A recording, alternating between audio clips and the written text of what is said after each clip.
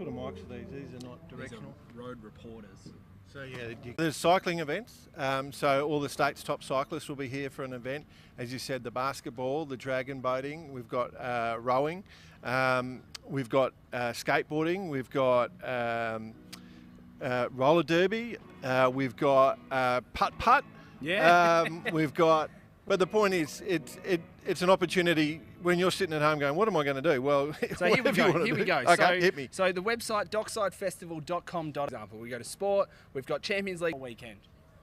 Indeed. You know, the Port River Dolphin Sanctuary, those guys are here. So, you know, it's pretty simple concept. There's a lot to put together, but the concept, in all honesty, is going to be the sailing. Like, this is serious stadium sailing. We've got some real talent out on the water. 15 different teams, so we've got 3 for sure. But yeah, it's qualifying Pool A tonight for the Maughan team, SA Sailing League, and who was going to be helming.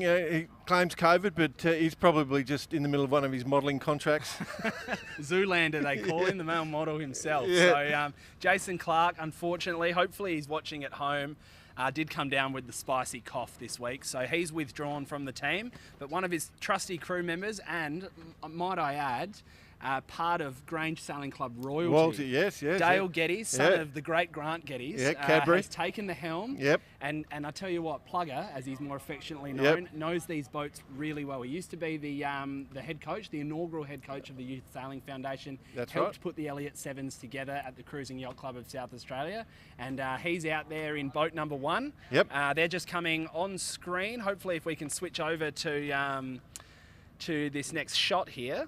Yeah, they were just working their way out the water. Yeah. So, Grant, he comes from a sailing family. Obviously, his dad, his nickname is Cadbury Glass and a Half. Is all Grant used to be able to handle. But he is a 14-foot skiff world champion, and Dale, chip off the old block, has been a professional sailor and skipper for many years. Sharpie sailor, secret men's business, some of the top yachts. Yeah. And so he stepped straight into that. I think his team as well. So we've just got boat 4 on screen. We'll jump to them in a second. Yep. But just finishing off the Grange boat, number 1. Yep. On Dale's team is Jesse Mitten, another offspring of Grange royalty. He's got his brother Oscar Mitten on the boat, who was the late call-up for Jason Dobson. And Jesse's, and Rose O'Donnell as well, who's not the American TV sitcom.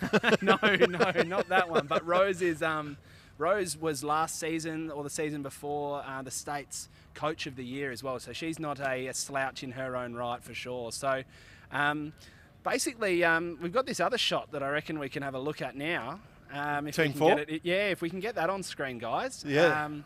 So Team 4 is the Brighton Seacliff Yacht Club team number 2, coming on screen now, skippered by Ben Hinks. So we've got a sort of a wizened team in Team 1, which are not racing today, and we've got Team 2, which is Ben Hinks, who's the 420 sailor, a young up-and-comer. Did the World Youth this year, got 16th at the World Youth in The Hague. It's been you know The Hague well. I do know The Hague well. But Ben's an incredible talent. I mean, his the future. We'll get to his 420 crew in a second, but Carter Baker, him and Carter sailed together in the 420. They went off to the Youth World Championships. Yep. And Ben's put this Brighton Seacliff team together. That's my phone. I'll cancel that. We've got. In his team, we've got his now 470 crew, Fallon Katz, who also went to the Youth Sailing World Championships in the 420. Yep. So they're sailing 470s together. They've also got Harrison Green. I'm not 100% familiar with Harrison, but another young talent down there at the Brighton Seacliff Yacht Club. And of course, Sharpie sailing. He's sort of in his late teens, early 20s, I think. But Jonas has been an incredible talent for the Brighton Seacliff Yacht Club over the last few years through the junior program. Yeah, and probably one of the larger numbers in club then there. That's, it is an iconic club, the Brighton and Seacliff Yacht Club. It's probably the most switchy conditions down there, where you get Adelaide can be Adelaide can be a left-hand course quite often, but not down at Brighton Seacliff. You've got to be really, really switched on. So you've got a lot more diverse sailing. And I will be honest, sailing in Adelaide, people don't realise how good sailing in South Australia is. It is just one of the best plates in the world to go sailing. But down at Brighton Seacliff they learn a lot, and they've got real good talent. I would expect them to do quite well. Absolutely. I mean, some of the other teams we've got in here, let's just take a quick look. Yep. Well, why don't we go to the boat number 2, which is CYC boat 3, CYCSA, which is Carter Baker steering. So Ben Hinks against Carter Baker, the combination together. The apprentice becomes the master, Jordan. So Carter Baker's steering this team. For the Cruising Yacht Club of South Australia. So this is all part of the host club's youth sailing foundation. Carter has brought on a very talented young team that's come onto the boat, and again to really celebrate the youth of our state, and that's what the Cruising Yacht Club's trying to do. So Carter's on board, and with him is Murphy Cowan, another young talent. A lot of these guys do their junior sailing out of the Largs Bay Sailing Club, and here they are racing for the CYC. I think Carter actually won Largs Sailor of the Year this year. Yeah, absolutely. Yeah. So no, he's certainly a real talent. Murphy's on the boat. Murphy's sister, another young talented sailor Cowan. She's on the boat, as is what a great name, is Tom Gordon as well. Yeah, who's been part of that program for a little while. Okay, then we go to boat number 3. So boat number 3. We haven't done boat 3. Adelaide Sailing Club Team 1. Led by Maddie Salter. Now, this is an all-female crew. Correct. The only all-female... And what a formidable crew. The only all-female crew as part of this festival. We've got some with a few girls on it, but this is an all-female crew. It's fantastic to see. And this team, minus one change, actually won the Elliott's fleet within the inaugural SA Women's Keelboat Regatta a few months ago. So Maddie Salter, she's a Tasmanian expat. And she's moved to South Australia. She works at the Cruising Yacht Club. She works at Adelaide Sailing Club. She's an absolute superstar around our state. Won Sailing Professional of the Year, and she's helming this boat. And she has got a great crew. She's got the Shanks sisters now, Tori Young and Kat Nolan, absolute weaponry sailors. I wish they'd both married a Nolan, so we had the Nolan sisters. That would have been. You probably don't even know who they are. No, I don't. Yeah, a bit before your time, a bit before my time, I should say. So there's obviously those two, Kat and Tori, very, very talented sailors in their own right. Absolutely. And Georgina Hughes is on the boat as well. So originally did all of her junior sailing in Port Lincoln, and she's come on the boat as well to replace Rose O'Donnell, who can't actually sail later in the weekend, and she would have been on that team. She's now on the Grange team for the night, but yeah, a very, very talented team for Adelaide Sailing Club. Okay, and the last team is Boat 5, which is Largs Bay Team 2, which is led by Stephen Eschman, who is I guess the best way to describe the man is he's predominantly a catamaran sailor. Well, he was, but he's moved on now. So he's converted to the monohulls, but Esho is, I like to say, he is a guy that makes things happen. Yeah. He's done everything. He gets his video out, he films stuff, he flies his drone, he does it all. Sailing, and he works down at a little plug for North Haven Marine, the local chandlery down there in the area. And Esho really wanted to see, so obviously the Largs Bay Sailing Club has put their team in later in the week as part of the club partnership program, but Esho really wanted to see a second Largs Bay Sailing Club team, and he's stumped up the cash. He's put his own team on the park, and he's got a pretty formidable lineup made up of fireball sailors. So he's got Jelena Thompson-Canvas. She was I think she was Largs Sailor of the Year. As well. And also, might I add, the reigning Fireball National Champion. As a helm. And she's crewing in this team. It's interesting. The Fireballs do produce some fairly talented female sailors. Such a technical boat. And they can compete.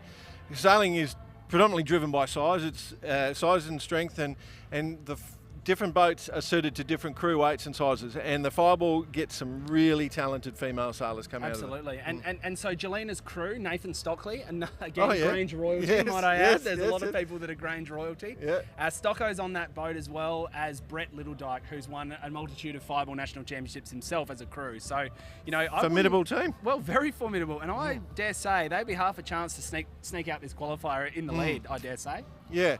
So it's interesting. It's important to understand as we're talking about this. We're going to go as many races as we can in the time period that we have. Only the top 2 go through. There are no drops. Okay, they're 15-minute races. 10 to 15-minute races is what we're targeting. It's going to be very challenging conditions. One of the things that we're expecting is that the wind could be quite light. We've lost a lot of wind today, but it seems to have swung now and come in with a little bit more strength. What you can expect to see out here is big wind shifts and pressure changes. So the crews need to be really switched on. So far today, we've seen 30 to 40 degree wind shifts and pressure changes of a good 5 to 8 knots. So that's what you should be expecting, which makes it really tough. You've got to be very clever with fleet management, and you can't afford a drop, right? So with 5 boats, you can gain a lot of points or lose a lot of points quickly. We're not doing the low point scoring system. We're actually doing the high point scoring system the other way around. So first place will get 5 points, second place 4, did not finishes will get 0, fifth will get 1. But we can also do on-course finishes, Jordan, as well. So if there is no wind and the first boat finishes, the umpires can count back, place back based on the last mark rounding. Correct. And we're sailing in the Elliott 7, which is pretty much the perfect vessel for this event. It's a good-sized boat. It's purely cockpit. It's designed completely for racing. 3 sails, a main, a jib, and an asymmetrical spinnaker. Yep. Sailing with 4 people, as you can tell by the crew lists. Conditions are dead flat. Obviously, we've got a little tiny bit of tide across the course. It's just coming in, so probably moving from right to left of screen, but not much coming into play.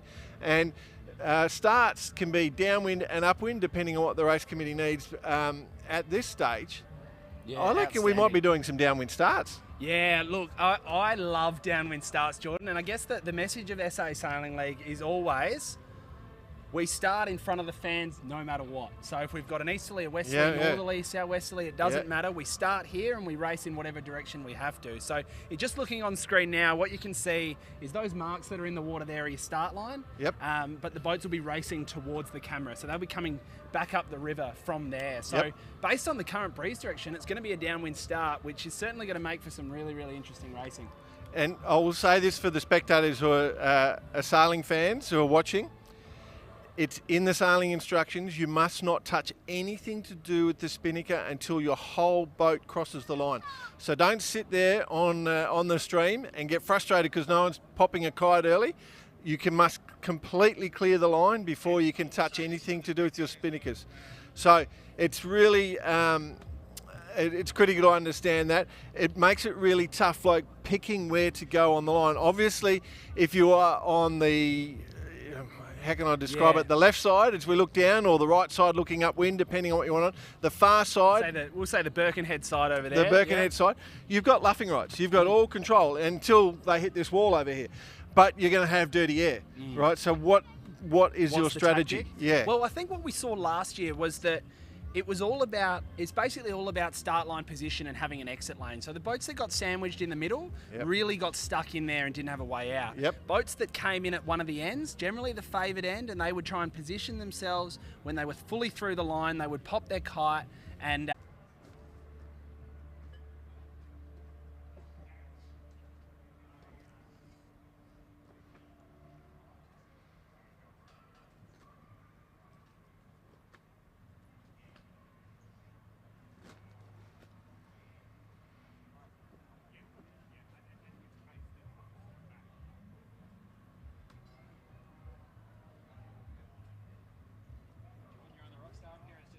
Yeah, mate. How you going? See ya. Yeah, you too. Right. Just show up to. You're not sailing? Yeah, I sail on Fritz tomorrow. Oh yeah, tomorrow. Good. Yeah, I thought you might be. Yeah. How's the draw? Fuck. They heat 3s. Qualifying round 3 is a bitch. It's like I'm wondering whether it's like they didn't seed it. No, they didn't seed it. But they should. You have to seed it if you're doing pools. You can't not seed it. Well, that's what I said to them. You should have seeded, but they didn't. They just pulled them out of the hat, and it came out that way.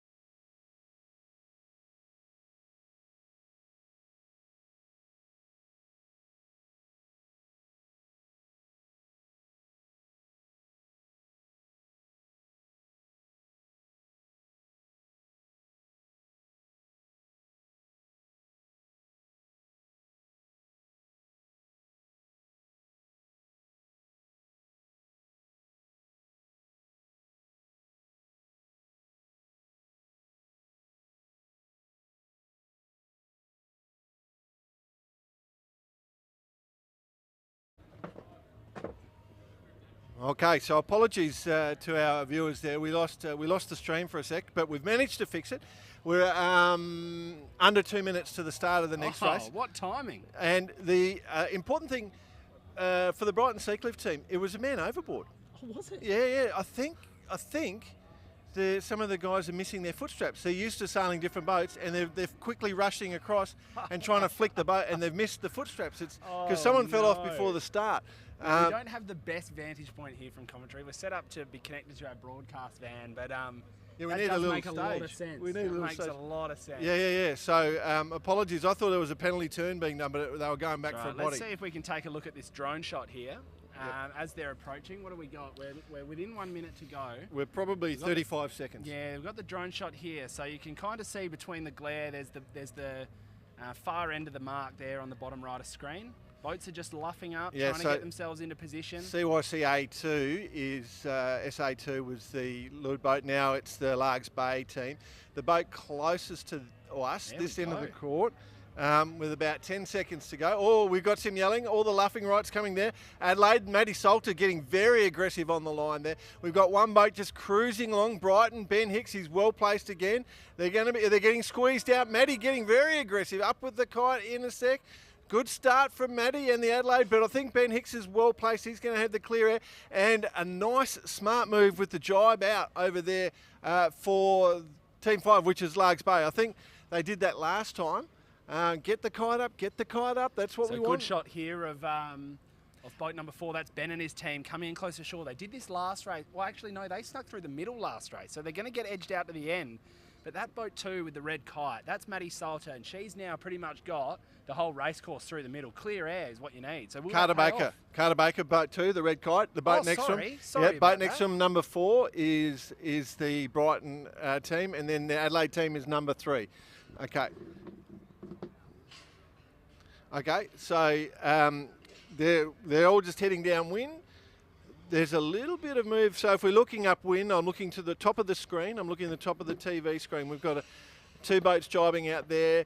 They've gone. They were early. So that was Dale Geddes, I think it was, went out there. And I can't remember who the other was. Maybe Esho, I reckon. The Largs Bay team went.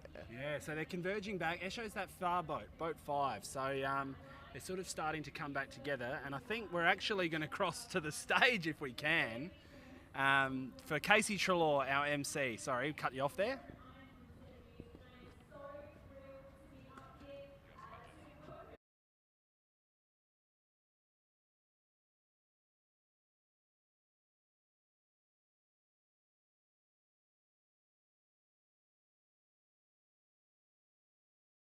Up and running.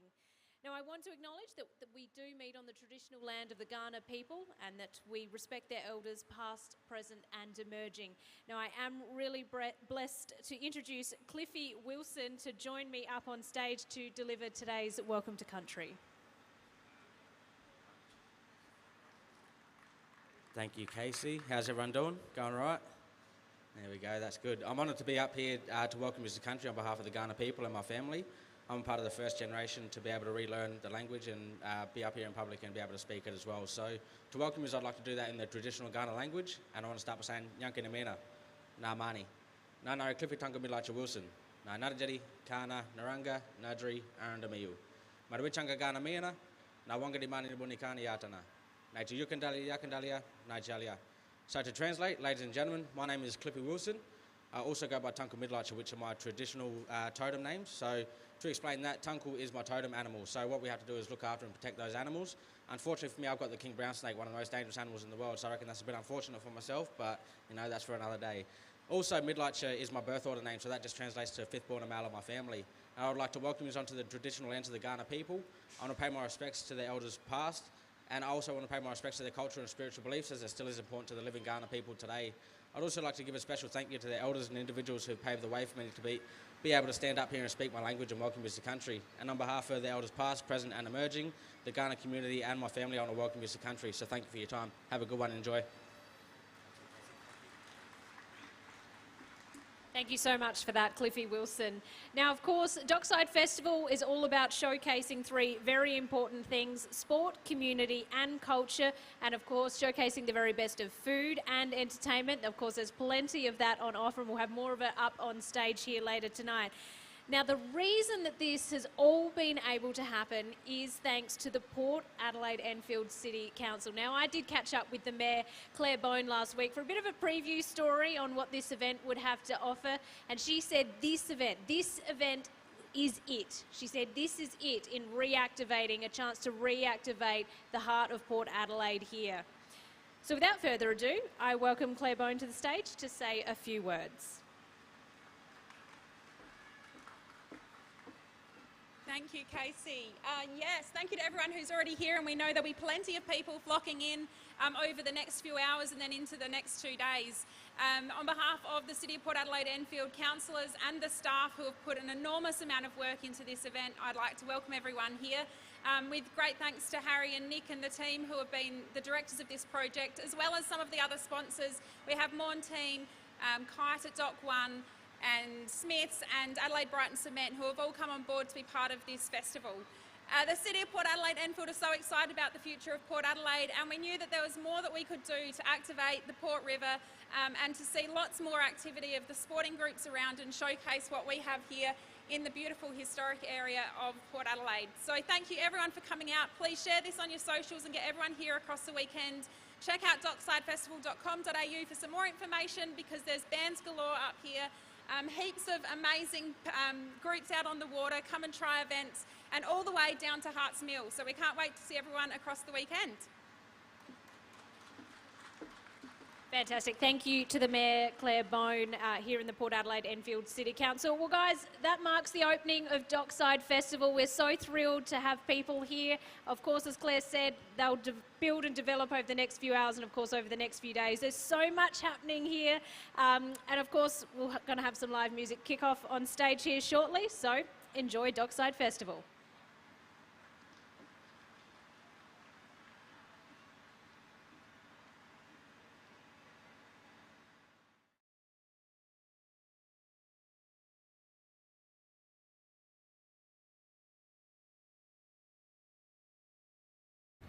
Race 2 of the SA Sailing League, presented by Maughan team. For the fans, the Brighton Seacliff team number 2, led by Ben Hinks, is actually led around that top mark for the first time, and they split and they went to the left-hand mark.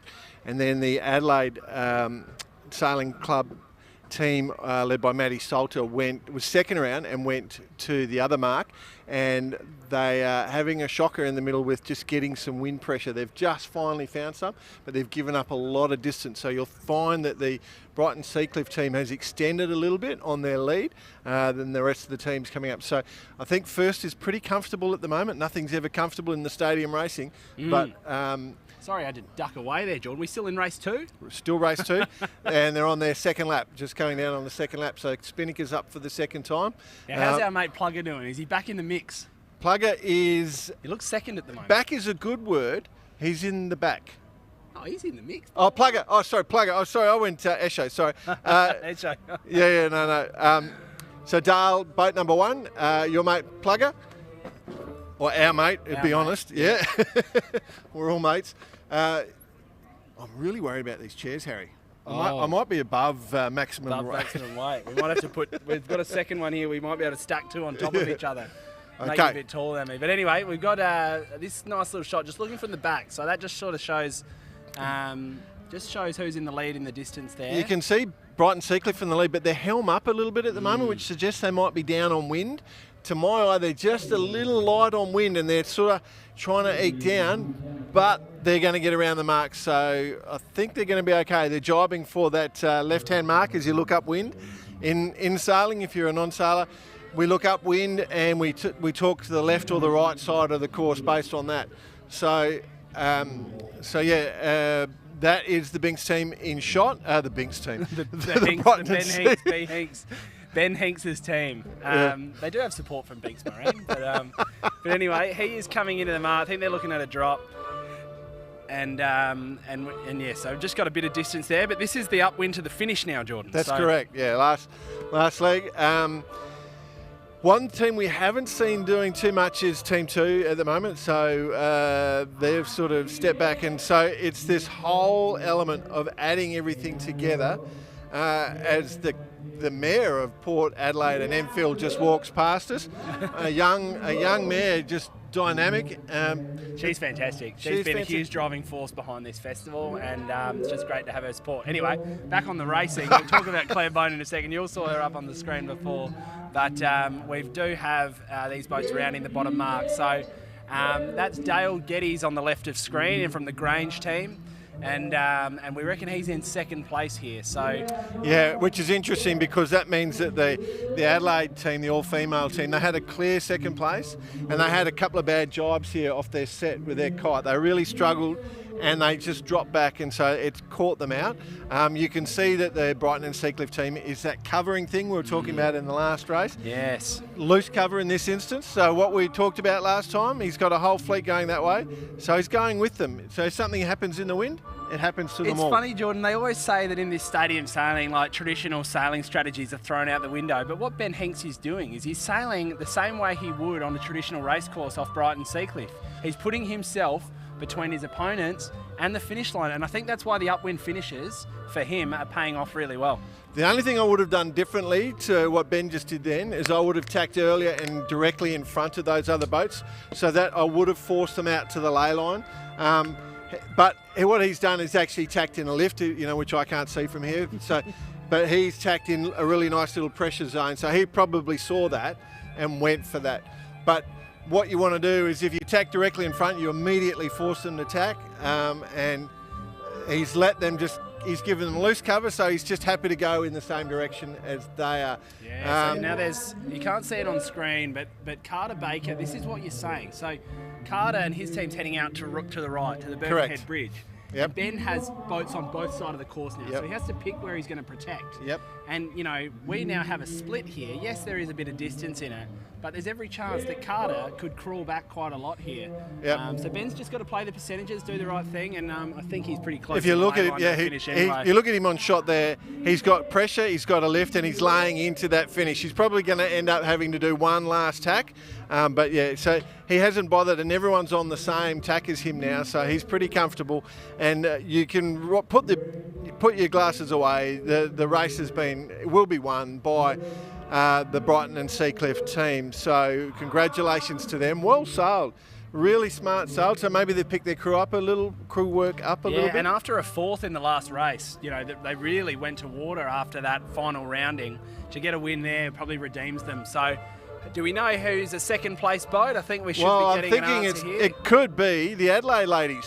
They look like they're well placed. They've moved up on the left-hand side of the course, worked along the wall, and they've come through. And then Esho's right next to them. So that little knock that the boats up the middle got benefited the guys out to the left, or the teams out to the left. And so boat Adelaide, 3, boat 5, and boat 1. Oh, yep.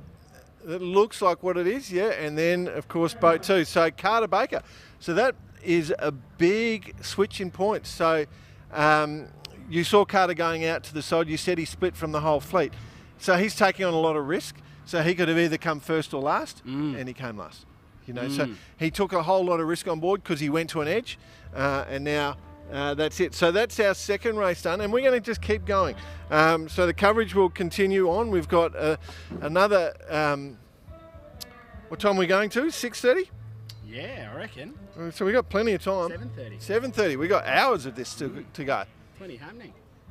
No, it was another race there that kind of just sort of the way it played out. It's not over till it's over. And I think in that last little bit there, just seeing what happened to Carter, poor old Carter, went over the far side and got punished for it. So, you even look at the scoreboard there, where it's pretty close. Only 2 races, but just goes to show that, Largs Bay have got a second and a third. They're on 7 points. We've got Brighton 2 on 7 points, and they got a fourth and a first. Yep. And then as well, Adelaide, Maddie Salter, ever consistent. That's boat 3, and they got a third and a second. So, you know, you don't have to win every race to win the pool, or at least to qualify for the final, Jordan. Yeah, that's exactly right. You don't have to win every race, you just have to not collect bad results. That's the truth of it. That's what we're trying to do. So one thing that is interesting is this whole element of whether this left-hand side of the course against the wall is working. I'm arguing that because the wind is running straight down river, where it is actually beneficial to be over to this left-hand side a bit at the moment, because you're getting a little bit of compression and you are going to get a little bit of a left-hand lift when you come out on port. But the one thing I do want to say, we've got perfect conditions. We've got great sailing conditions. It's one of the things about sailing is, and we're going to discover it this weekend, the windier it gets, the degree of difficulty doesn't increase in a linear fashion, it increases exponentially. So on Sunday and late on Saturday, we're going to have plenty of wind. So the final is going to be really about boat handling and crew work, and there will be a lot of mistakes. It'll be spectacular viewing. Yeah, absolutely. I mean, we just got the teams up on the screen there, so obviously big thanks to our sponsors, Maughan Team Forward of the SA Sailing League. But yeah, you're exactly right, Jordan. You just can't make mistakes. There is too much going on in this racetrack to make mistakes, and that is always going to be what punishes teams is when they make crew errors or tactical errors. So yeah, I think we're in sequence for this next race. We are. We're less than 3 minutes to go, and we've got the drone back up in the sky. Just about 2 minutes, just over 2 minutes to a start. Very grateful for Maughan Team. As I said, I'm going to talk them up so much that they just drop a Ford on my lap, mate. That's what I'm going for. You're just looking for a new car. Yeah, that's right. That's right. No matter how much you can say it, just see if you can get a new set of wheels. Well, the Everest or the Ranger will do. Either one, I'm fine. So the drone shot here, you could see the boats assembling just as we've gone back to it. Sorry to the producers behind us that keep switching the cameras, but this is always a really good shot. It's the jostling for position. And I've noticed this time, because of the fishing boats there, you really can't assemble the way you normally would on a traditional race course for a downwind start, like you see in the Sail GP and things like that. So they kind of got to find gaps within amongst all these wharfs and fishing boats to actually set themselves up. So it just creates so many challenges. Yeah, so the strategic decisions are to the right of screen as you're looking, when the boats are all coming in the same direction, you have all the luffing rights, so you can actually control position of the start, but you have the least access to wind. You've got all the other boats in the way, and that's one of the issues on a reaching start. There's less than a minute to go now. We've just had that gun. So where you position on this line is critical, and starting in short course racing is about 90% of the racing. The issue I would argue is that you want to not only think about getting a clean air at the start, but that first jibe, that first position to be into the next long run of clean air. So you've got to think a long way ahead. Inside 1 minute. Now, I know I said, Jordan, before that, you didn't want to be stuck in the middle because you get sandwiched, but what's happening is the boats on the ends are getting out really quickly. Yep. And that boat that's through the middle, whoever's in the middle of the five, is ending up with the clean track. So we'll see who that is this time round. Jostling for position now. About 15 seconds. Here, boat 3 closest here to shore. And that's Adelaide Sailing Club, and then the rest are sort of starting to line up. Dipping for the line now. There's only a couple of seconds till the gun goes. Let's have a look at that drone shot now. Yeah. This is going to be a great start for the Adelaide team. I think they're well positioned, beautifully positioned, no one over the line. So Adelaide and then Brighton. Brighton positioned just where they were. They swapped where they were in the last race. And then a couple of boats on the other side jibing out, including CYC of South Australia, jibing off. We had a very late start from our Grange team. Plugger. What's Plugger doing? He was I'll tell you what. He's hero or zero, our mate Plugger. He might win this with a first, a fifth, a first, a fifth, a first, a fifth, and a first. You never know. Okay, well, he's going to be fifth because there is no wind where those 3 boats are going right now, and there's a heap of wind pressuring down this left-hand side as you look upwind. Yeah, or the people on screen now, they're in the most pressure, and then this drone shot, more wine glass action. It's not ideal, is it? That is not ideal, but then bad job. But you'd want to be, we've got a really aggro start going on there. Brighton Seacliff jibing back on the Adelaide team. They're looking like they just crossed. On screen as well. They got tangled in their jib there, Jordan, as they were dropping their jib. So again, this is just more of the same. They just haven't had the same time in the boat as, say, a Matty Salter. So a Matty Salter there is doing incredibly well to stay in pressure and keep the crew work well. Yeah, so well positioned down the middle there. Those 3 boats that are over the left just starting to get a little bit more wind, but in all honesty, I would have jibed out a minute ago. I would have realised pretty quickly I was in a low wind situation there. And it definitely was compressed on this wall. They were shooting down this wall. Yeah, but then you still got to come back. You still got to come back. You're going to end up in no wind at some point. You just got to do it less often than the other guys. Well, let's see, because the Brighton Seacliff guys have stayed working the wall, and those other guys have stayed working the left. So I'm hopefully I haven't made up stories, Harry. That's all I'm going to say. We look back and you can see that shot. So the blue kite is the Brighton and Seacliff team, led by Ben Hicks. The white spinnaker is the Adelaide sailing team. It is the all-female team. They're sailing downwind to a gate. So they get a choice of which mark to go to, and then you'll see 3 boats pop into shot, and they're all coming out high as they try and hook that pressure. The Adelaide team has been sailing downwind quite square and low, so low and slow, but they've managed to cross the fleet. And then as we cross back, you'll see that the Brighton Seacliff team will be leading around that bottom mark by quite a substantial margin, working that shore. One of the things that and there's the Brighton Seacliff team. One of the things that does come into play, of course, is if you are doing completely different to everyone else, you're taking a lot of risk on board. Okay, and the Brighton Seacliff team look like they've actually slowed. Yep, no, they've picked the mark they want to go to, so they're dropping. So the lead wasn't as big as I was expecting, I'll be honest.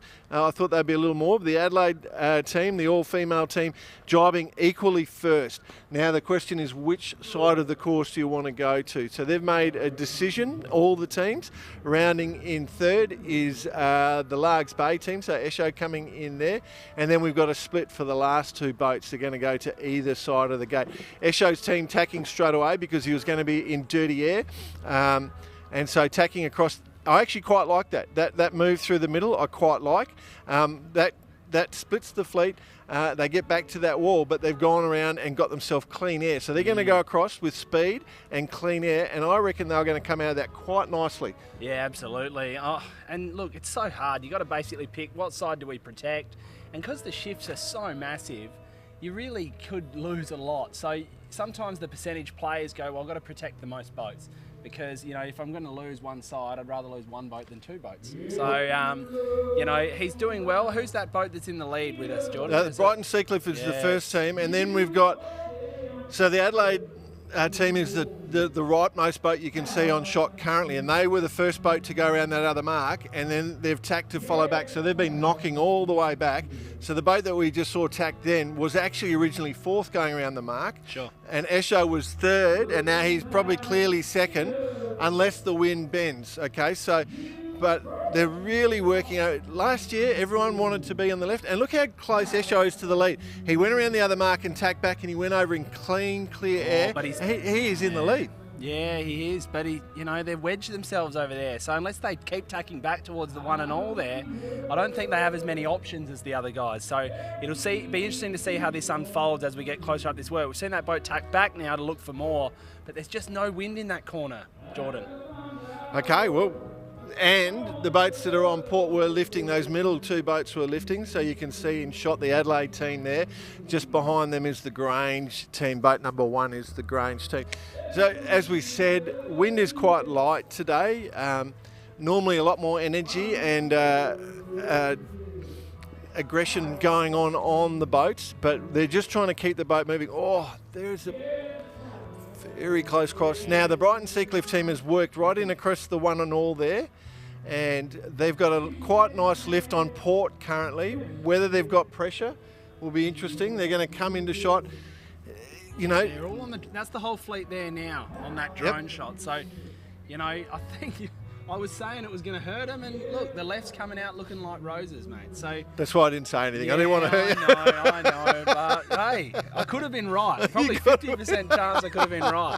Now that's Brighton. They're crossing the fleet, so not a bad result there for Benny Hanks. He's probably knows what he's doing a bit more than I do, Jordan. But I'm just saying, Harry. I reckon wind is compressing against this wall. Yeah. Okay. Yeah. That's what I think's going on. And where's the light spots then, do you think? Where's the areas you got to avoid? pretty much going into that beach on the other side, I think, is a risk. And then in the middle of the course, coming back on starboard has been really horrible pretty much every time. Now, wind changes, and it may be just something we've been watching. It's not necessarily all the time. But basically, you just got to stay in pressure, Harry. Yeah, stay and in it's front also of like we're also talking about that far shore when it's like those all the time. You know, we've only seen this once, and those have always been in traditional sea breeze environments. So we've got the first boat coming round now, and that's Benny Hinks. He's well clear of the mark. Comes around. Let's see what this set's like. Let's stay on this drone shot, and let's see what his set's going to be like. Because he's had a couple of bad ones. That's a lot better. Straight up. Get that sheet on. Yeah, they just missed the sheet. Otherwise, it was perfect. Bang. It could have popped that straight away, but not too bad. Jibs down. They're looking good. And the Adelaide ladies have gone the other way, and they've done a jibe set, gone straight into a jibe set, which is pretty full bore. The boats coming have jibed on this side, which is the Largs Bay team, have jibed and they're lifting quite hard. So the Adelaide team has a potential there. If they get their main sorted and their kite sorted, they're being knocked quite heavily downwind, which is what you want, in pressure, and they've got a long run there. You'll see the Brighton team come back lifted here in a sec. I think you'll probably find the Adelaide team closes quite a bit on the lead. Closing the gap on screen now, and they are coming in hot with pace. And starboard, and poor Benny Hanks has to jibe off. So, yeah, that's exactly it. Now, what I would do in the Adelaide team is I would actually try and force them out of that wind line, let them have a bad jibe, and as soon as I get another on the other side of this pressure line they're running down, I'd be thinking about a jibe pretty soon, because what they've done is gone into dirty air, and that red spinnaker now is running squarer and lower, and now the Adelaide team is not going to be able to jibe out of their position. So they've made a mistake there. They should have jibed straight away and stayed in pressure, and they've let that red spinnaker run down on them, which I think, I'm just trying to see if I can see that. That is, I think that's the CYC, that's Carter Baker, I reckon. And now you can see he's jibed in front and in the lead. But what we've got is three boats they're going to be fighting. They're all equal first, basically, at the moment. Yeah, well, like we say, Adelaide, Brighton, Largs Bay, all locked on 7 points. And then CYC are just 1 point behind that. So, you know, it takes a few races to really work this out. Obviously, with tie breaks, if we need them, it's whoever's got the most race wins. If that's the same, it's whoever's got the most seconds and so on. So if we're looking at that graphic on screen, the higher the point, the closer you are to the lead. Correct. Okay, so if we've got 3 boats tied for first. Yeah, it's not like traditional sailing, mate, where lowest score wins. This is highest score. Yep. It's all about getting the points on the board. So for the viewers who are traditional sailors like the rest of us, you're looking all the boats with 7 equal first currently. That is the series score so far. Here we go. Good pressure down the middle there. And I reckon that really is Grange. Close here. That's Grange in the blue kite. Through. See, they were dead last. Stay in front of the pressure, Harry. Just stay in front of the pressure. This is like it's snakes and ladders. It's absolutely snakes and ladders, and you just honestly, if the rest of the fleet forgets about you and worries about each other, 1 split second, you know, and then Grange has now snuck through to a pretty well looks like could be a lead. And they're really nicely placed for this bottom mark rounding. So what they could do. We've got another boat coming in pressuring hard with good pressure. I think that's boat 3. Maybe that's boat 3 is the white kite. Could be Carter Baker actually. But they're well positioned if they go which mark they choose. Okay, so they're going to round up and Grange. So Dale Geddes is going to round up and head across into that left corner. At the moment, I'm not sure the wall is favoured. Let's call it the wall, the left side of the course. There is that little pressure line straight down the middle at the moment. And I would argue you're just trying to stay in front of that pressure, manage the fleet. So those boats going around the left mark are coming out low and slow. Look at the boats going around the right mark. That boat that just turned on the right mark, coming out high on port with pressure. Okay, so you want that. You get a little step up here. Let's see what that does. Once they've gained, they want to lock that in and go back and cross the fleet. So that's that boat that's top right of screen. They've come off that right-hand mark with height and pressure, and they've gained quite a few boat lengths, whereas the boats that went around the left mark attack back, and they've not got that height. They haven't got that pressure line there.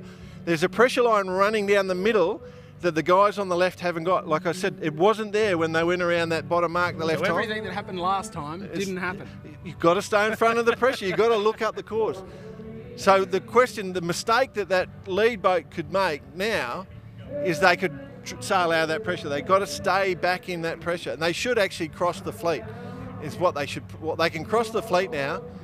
If they can get pressure and cross the fleet, they should take it. The minute they get a knock, they should go on it.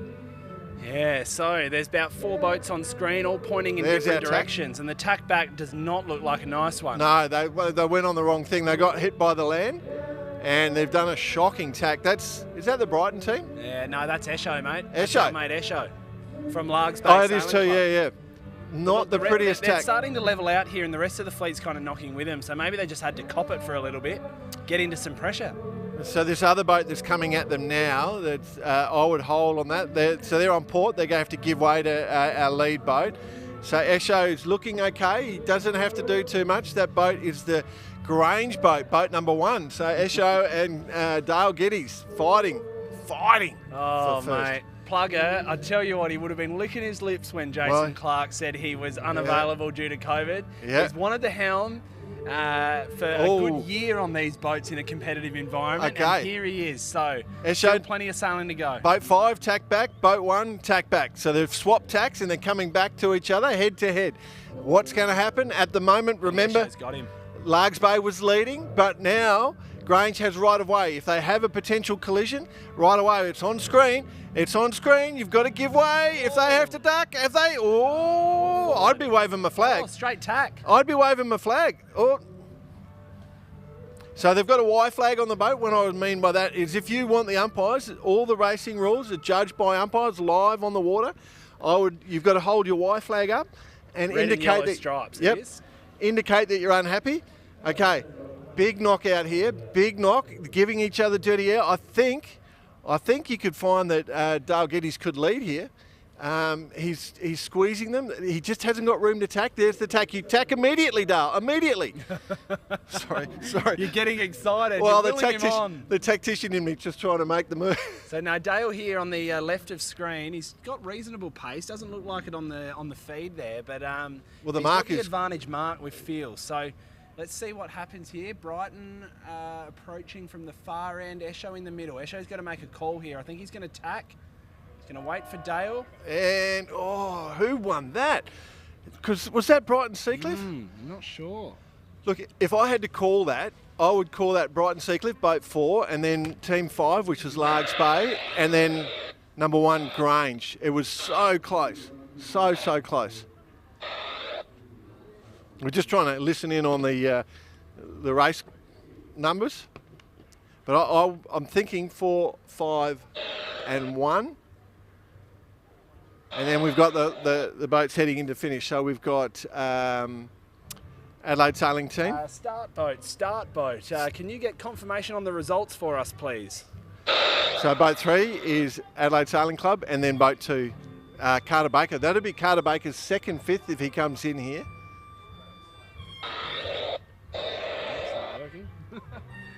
Sorry about that, guys, that fuzzy noise. We're just trying to get some answers from the finish boat. But so boat 3's finished 4th there, haven't they? I think so. And then boat 2's finished 5th.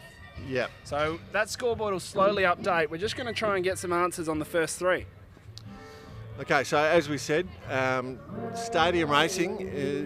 We're down at the Dockside Festival, the SA Sailing League. So 3 qualifying events. Split. There's 15 teams split into 3 groups of 5, and this is Group 1. So tomorrow morning will be Group 2, and tomorrow afternoon will be Group 3. There was no seeding or anything done. It was just random draw, and it seems to have worked out quite funny. Group 1 seems to be all the young up-and-coming hotshots. Group 3 are the absolute legends. There's a lot of absolute legends in that Group 3, and then a sort of mix in Group 2. So there was no rhyme nor reason, just how it played out. And I'm quite interested to see how it unfolds. Coming into this event, looking at the draw, I would have suggested top 3 or 4 boats were actually in Group 3, but we're seeing some great sailing coming out of this group. Some of these youngsters that are sailing doing a fantastic job, and the intensity is quite high. Harry's running back with the results, so we'll be able to actually confirm that in a second. Remember, we just keep rolling on. There's no stopping in the racing, so they'll get that. And there goes the 3 minutes, gun gone right then and there. So, and Harry's just about to punch in the numbers, so we will confirm. Did we get it right? So, yes, the winner was Largs Bay 2, Esho. Wow. 5. And then CYCSA, No, then Brighton Seacliff, sorry, were second, and then Grange was third. Yes. So scoreboard should be updated now, and it sees Esho in the lead. Wow. The cat sailor, the cat whacker. Now, I say that with love for all the cat sailors out there. I host a podcast, Barkarati, the sailing podcast. Cheap plug, absolutely. And the most popular sailing podcast in the world, I'll have you know. And I don't deny it, mate. I tune in every week and I listen to your dulcet tones. But one of my ongoing jokes is calling cat sailors cat whackers, and all the top cat sailors in the world know me very well and they love it, and so I get away with it. So if you are offended by it, it genuinely is meant with love. But so 2 minutes about to go. There it is. Okay. Alrighty, team list has come up. 3 minutes to go. Like we said, we've got Grange Sailing Club, Cruising Yacht Club of South Australia, the Adelaide Sailing Club, Brighton Seacliff Yacht Club and Largs Bay Sailing Club. You can also see that it has Team 3, Team 1, Team 2, all that sort of stuff. These are because these yacht clubs have multiple teams in this competition. Yep. Cruising Yacht Club are the host team. They have 3 teams. Host club with 3 teams. And then, of course, Adelaide, Brighton and Largs, 3 major dinghy clubs on the coast, all have 2 teams. So, yeah, absolutely fantastic. Yeah, it's good, isn't it, to see sailing like this. It is difficult to understand our sport sometimes, but it is intuitively quite simple. Sail fast. Got Deadpool over here. Deadpool just walking past. Yeah, wow. Come on over. We've got everyone. Just come in the shot here. Just come in the shot here. Yeah, just got all the. Keep coming. Keep coming. You're still not there. There you are. You're in Deadpool. We've got a few other superheroes, characters. Oh, there you go. Yeah, the Merc with the mouth. There he is. Absolutely sensational. Let's just see if he can die. Bang. Yeah. All right, we better get back onto the sailing here. Everyone's up and about. So scoreboard's back up. This is where it's going to start to take shape, Jordan. I always think races 3, 4 and 5 always set the tone. Oh, interesting. Is that just because they're numbers that you can count to? No, it's just that, you start to see a bit more space in the results sheet. So the first 2 races, you always end up with a few teams deadlocked on the same scores. But now's really where the consistency starts to shine. You know what I've noticed, Harry? The races haven't been won at the start. They've been lost at the start. So we've seen boats that have made a bad decision, and then they've gone at the start. We're just over about 5 seconds, 8 seconds till we start. Good pressure. The Adelaide team coming to this course again, right where they've been trying every time. The CYCA team jibing and last off the start. Oh, got squeezed out. Adelaide Sailing Club squeezed out on the start. They went for it and they didn't pull it off. Largs Bay, Escher with the glamour start. Brighton Seacliff starting exactly the same spot where they've been starting before. But Escher is about to jibe and look down the middle. Look at that. So Carter Baker. Screen. He's in clear air. He started last, but he had a plan. He had a plan. Look at his kite, Jordan. It's not working. No, sending the crew up the bow again. It's not working. Absolute chaos. Grange team, Dale Geddes, just straight down the middle, looking pretty comfortable. He's got pressure. You cannot believe that you can't make those mistakes, not in short course racing. This drone shot here is really nice. We can sort of see the fleet starting to separate. So a few of the boats that got stuck close to the lighthouse shore here are now sort of coming back on a tight angle. Yeah, but I think I think that'll sort of regulate itself as we get a bit further down the race course. I still think you've just got to stay in front of the pressure. I know you've got to stay in front of the pressure lines. It's the critical thing, and so we are looking at that. So Dale's just got a lovely knock and pressure as he just runs down the middle. That's going to gain him a lot. So that's the blue kite. He just ran too far away on it and he's lost it, gone back upwind to gain some power. It'll be interesting. So at the moment, as we look at screen, the centre bottom is our leader, so that is Grange Sailing Club. And then the interesting cross here will be the teams that are on the right of your shot at the moment, jibing back. Now they're jibing back quite lifted. They were looking like they were going to come back nice before, but it hasn't happened. There's still pressure running down the middle, and that's brought those boats to the left of your screen back into play. So you'd be the red kite going across on starboard there would be Carter Baker, who went down the middle and looked like he was leading for a while. This is where it will decide whether the Grange team is going to come out of this clean. Those teams that ran down the wall look pretty ugly initially, but then they've got a bit of pressure and a knock, and it looks like that they will probably lead around the bottom mark because they're in pressure. Brighton and Seacliff is the lead bloke with the blue. And then I would suggest Isho in second with the red. Cadbury Plugger. Dalgetty's jibing off. He's going to the other mark. He's done a horrible job with that spinnaker. He's getting it off. That's all right. He's getting it off. They're all getting their spinnakers off. So it looks like Grange could still lead. And it's a decision time. I'm really interested to see what Grange do off this mark, whether he keeps sailing or he tacks back. But these two other boats rounding at the same time, they're going to sting themselves Slow themselves down. Yeah. So if I were Dale, look how low he's come off that mark. Tack. There we go, tack. And you've got the middle of the course, you've got all the decisions, what you were talking about before, Harry. Geez, I might be learning a thing or two from you, mate. So Dale's just gone off screen there, but he's starting to lift a little bit.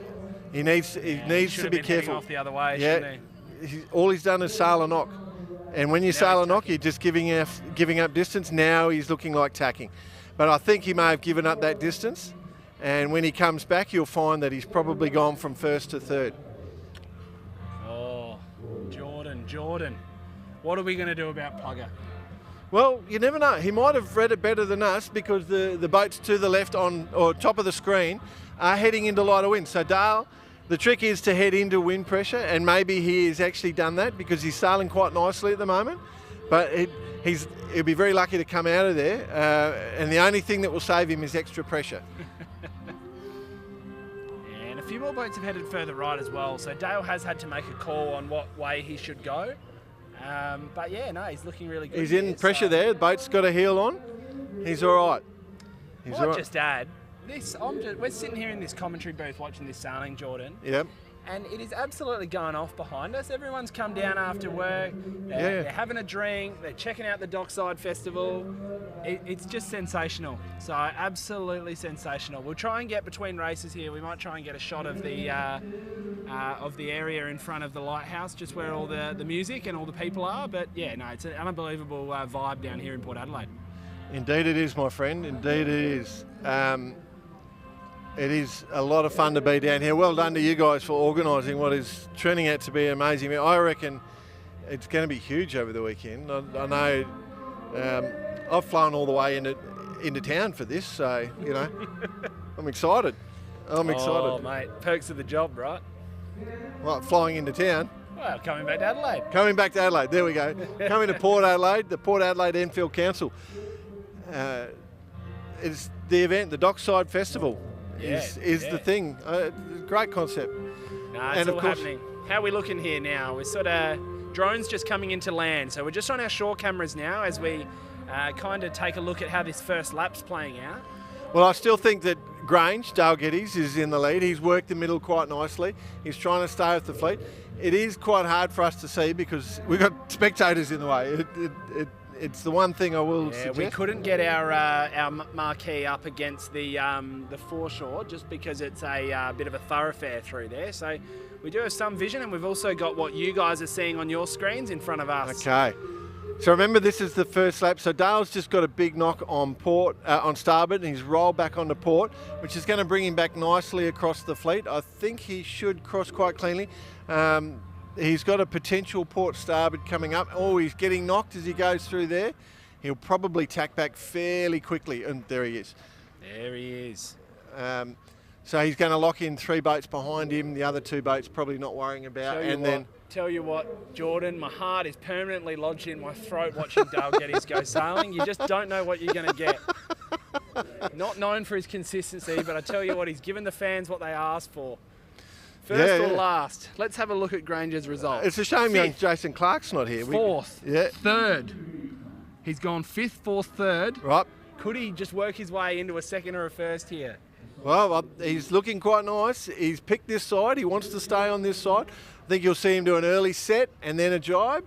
Yep, that's what he's going for. I would expect him to jibe very quickly once he's got that kite set.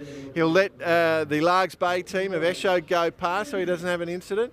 Get the kite set, get the jib down and straight into that jibe. That's exactly what I was expecting. It doesn't look clean yet. There it is. Okay, nicely done. Brighton Seacliff keep working this side.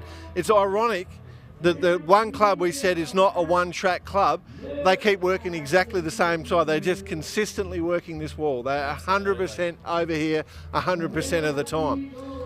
Down the middle with pressure.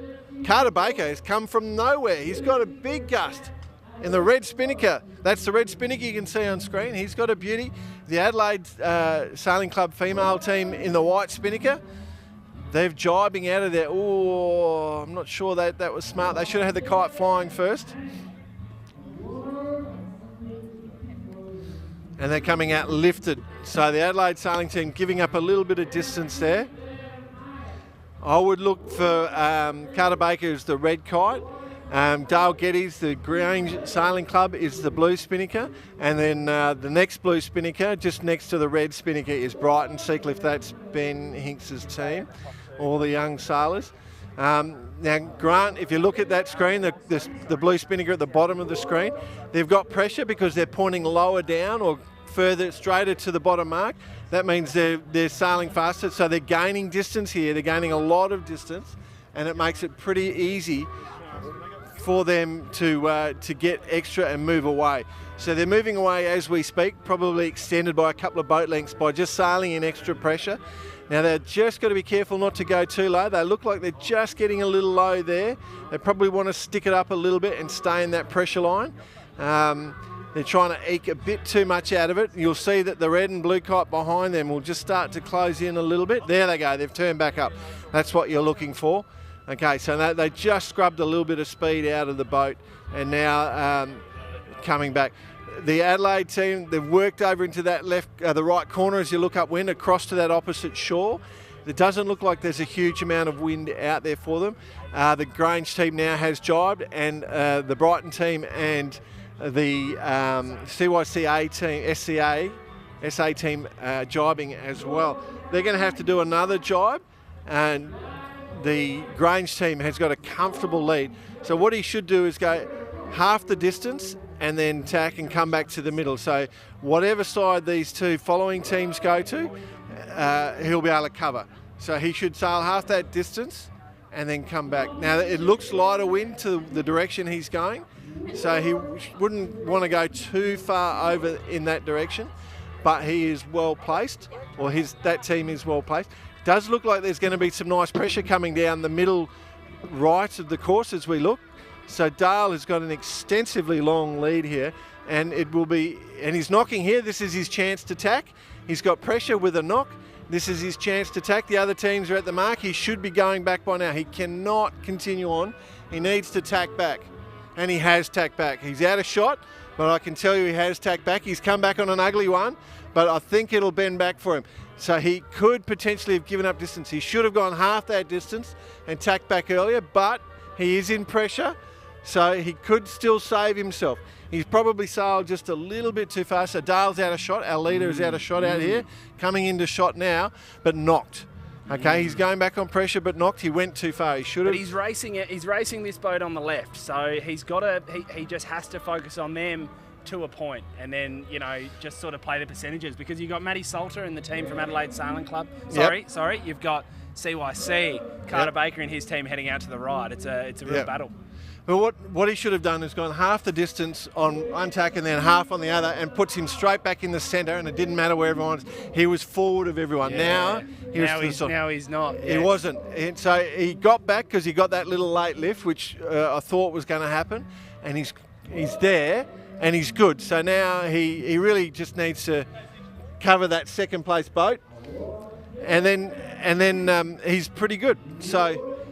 Live venues, mate. We got a lot of crowd interaction. Oh, we're getting a lot of interaction. Sorry, sometimes we're getting vague and losing our train of thought. We've got a lot of A lot of people just popping past. We had the local copper just coming past then to talk about what the boats were, so I had to jump out of commentary. And got one of my best mates over here and his wife and his son just coming and checking it out, so having a great old time. So, hello! And I'm going to say Dale Geddes is beautifully positioned. Boat number 1, that is, the Grange Charlington. Am I right in saying that this is the finish, Jordan? Yep, coming to the finish. Coming to the finish. So all Dale is trying to do is lock those boats in. So he's just a little... He's lucky that other team just tacked, because he was just a little behind. If there was a big knock that could have hurt him. He's just not positioning his covers perfectly. If he was in the Jordan School of Coaching, that would have been drilled into Up it. at Mooloolaba, mate. Yeah, the sunny coast, where Jordan just trains the future talent of our country, don't you? Occasionally, oh yeah. All right, so he's laying the finish here, Dale, I reckon. He's just He's got one more tack to do. Screen. He's got one, sorry, yeah, he's laying if he's tacking is what I meant to say, but he's got one more tack and he's aiming for that far mark. So he reckons that that's a favoured end. He's going to head closer towards that and lift a little bit out of the tack. Should be a clean victory here for our man named Plugger. Just on screen now, great shot of the guys. Jesse Mitten hiking hard. Yeah, the Mitten He's got boys. the whole team there. Oscar in the red hat. Yep. And they cross the line. They'll get the gun. There it is. Boat Nicely 1 done. gets the win, and that scoreboard should update if we get it on screen. Yep. Sailed the pressure the whole time, so we'll just track what's going on there. So Grange should update. They'll end up on 11 points in any second now. Oh, you're just so There it proud of your is. system, aren't you? You're loving it. Great system. Doing it live as we go, mate. Okay, so the battle then will be between Nick and Carter. Ben. Ben here coming in for second. Yeah, and Carter. So He'd be happy with that, Ben. He's been Yep. in the mix every race. And yeah, being able to sneak through with a Yep. second place there is a great result. yeah, nice consistent racing. He should probably pop up to the lead. I think you would think he'd probably go close to the lead now and be holding the lead outright, is my gut feel. Carter Baker's had 2 fifths and now back into third, so the CYC SA team. And then our friends at Adelaide, the all-female team, they're sort of showing flashes of brilliance and then they're making mistakes. They're jibing in the bad spots. I think that's what they're doing. They're jibing into no pressure. They've done it multiple times. They're now over there with not much wind, while Esho's here on the closest part of screen, on the right-hand screen, coming in. This one's going to be a close one. Let's take a Very look at close. this. Very close. So they've got to finish between those two marks. The first part of their sailing equipment, I'm giving it to Adelaide at the moment. They look like they're carrying more pace in. And lifting. And should be able to shoot the line as they... Oh, this is so close. So close. So close. Oh! Jeepers, I reckon it was Esho. I reckon it was Exo too. I can't be certain. I'll need to get confirmation from the From the officials? if you bear with me, Jordan. Yeah, of course. The racing continues. We've got a lot more racing. We've got perfect conditions. So there is no limit to the number of races. It's a time limit. We're just going to keep going for the time limit. And those tallies will basically decide which are the best outstanding boats. The interesting thing, if you do join us on the Sunday, we're expecting a lot of wind, like 25 knots of wind. And it is a really interesting dynamic. So in the final, they have one practice race. They almost compete and they almost finish. And then they go into 3 races and it's an elimination. So if you come last, you're out. And then they go into the next race, elimination. And so they do 3 of those. And in theory, they will end up with 3 boats left for a final winner takes all. The winner is first, second is second overall, and third is third.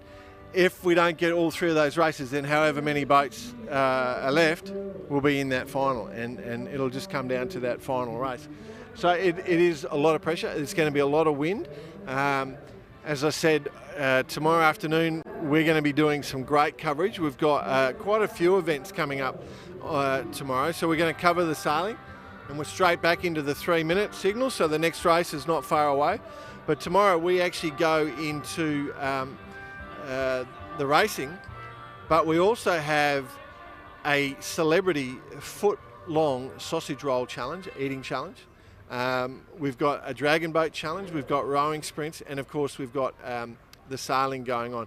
And that tomorrow afternoon will be the third qualifier series. We'll also have highlights of the second qualifier series, but that third qualifier series where all the legends, I think, of South Australia are in that one, and you'd certainly feel that the overall winners might come out of that. It's going to be an incredibly difficult event, and we're expecting a change tomorrow afternoon as well. So that wind should freshen for that event as well. So quite diverse conditions tomorrow. But Harry can confirm it was Esho in boat 5 there, the Largs Bay Sailing Club, that picked up that 4th place. So scoreboard's just updating now, and I reckon that puts Ben Hinks from Brighton Seacliff Yacht Club in the mix. In the lead, and Esho into second. So not a bad result for him, you would thought. Yeah, consistency from Brighton Seacliff. Everything, they're just executing. And that consistency is creating the results. You and I need an esky between us, mate. I'm running on thirsty here. We need an esky between us. Bear with me, I reckon, mate. I might go and get us a couple of cold drinks. Couple of cold ones. Yeah, that would be. We might plan that for tomorrow. So we're just over a minute and probably 15 seconds to the next start. The overhead drone shot of our team, so boats 1, 3, 5. The boats are randomly drawn. The team, which are in each qualifying pool, have been randomly drawn, and that's how it plays out. Going into the final, of course, you get to choose your boat based on how you're placed. So that will continue on. Less than 1 minute now to the start of this next race. So Brighton Seacliff leading overall from the Largs Bay Sailing Club at the moment. 1 point between, but given how much talent is, you can see how close the racing is, and there's very little points difference, and so because of that consistency. Interestingly, the Adelaide Sailing Club normally have been starting on this side. They are now starting on the opposite side of the course. They're that boat number 3 that's squeezing everyone up. They're trying to control that start. Probably just over 15 seconds to a start, pushing up the Grange team, which had such a great race, and then now they're being chased hard behind building speed. So the decision is, do you hold your spot on the line or do you build speed? And build speed's king, and here comes the gun. There's the turn down. So the CYC SA team is there, number 2, and that is the trailing boat. The red spinnaker that's just popping up is CYC SA. And we've got no spinnakers coming up yet from the lead boat, which is the Adelaide Sailing Club team. The next red kite is the Largs Bay Sailing team. That's just going up. And Adelaide team is that white spinnaker that's just popped and looking good now. Jibing off in the middle of the course there. The 2 red spinnakers looking to jibe off.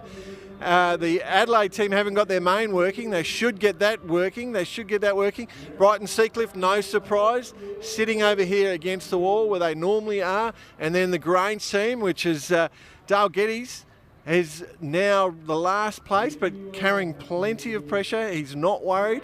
He's been starting last a few times because he's absolutely come through the field on the pressure. So he's looking pretty good. He's going to be able to run down. He doesn't want to jibe yet. He's got a nice knock there. He needs to keep going. Take that knock. He's going to get held up with that boat just in front because the boat's just jibed out in the middle. Got no pressure. There's pressure down the guts.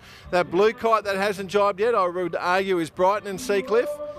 And we've got one team that went right over to the other side nice and early, which I think is Carter, the CYC SA team. So that's your Brighton team still continuing down that wall. They're finally looking to jibe. Oh, that's an ugly jibe. They're going to come out of that slow. But the 2 teammates, ex-teammates, the red and the blue kite, looks like the far side of the course is paying. There's a wind line down that side of the course, and Carter Baker and the CYC SA team are looking to be the main beneficiaries. You can see that they're pointing more directly at the mark and they're carrying more speed. The Brighton team carried on, and they're going to look like they're going to come out second, but they've done it from the wrong side of the course. So the interesting thing, they're top batting the wrong way for that CYC SA team, but they're still leading. Look up, sailors. That is the Adelaide team. They're wearing number 3. Oh, there we go. That's unexpected. Beauty.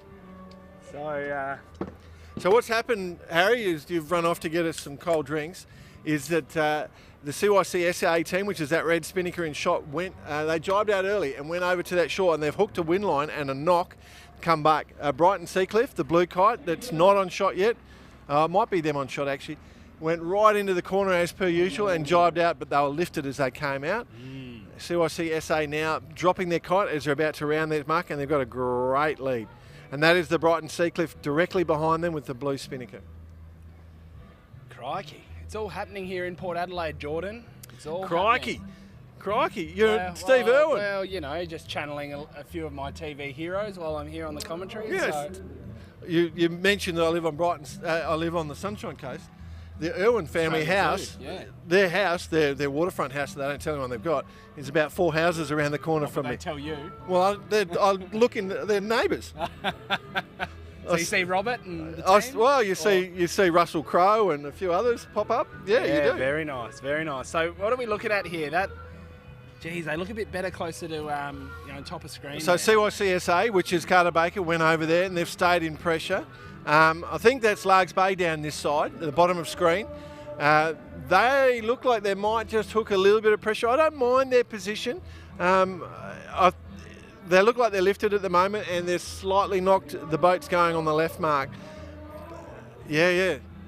Good pressure for that team that went off the right mark. I'm wondering how they're going to come back. Oh, straight through camera shot. Oh, no, we were on.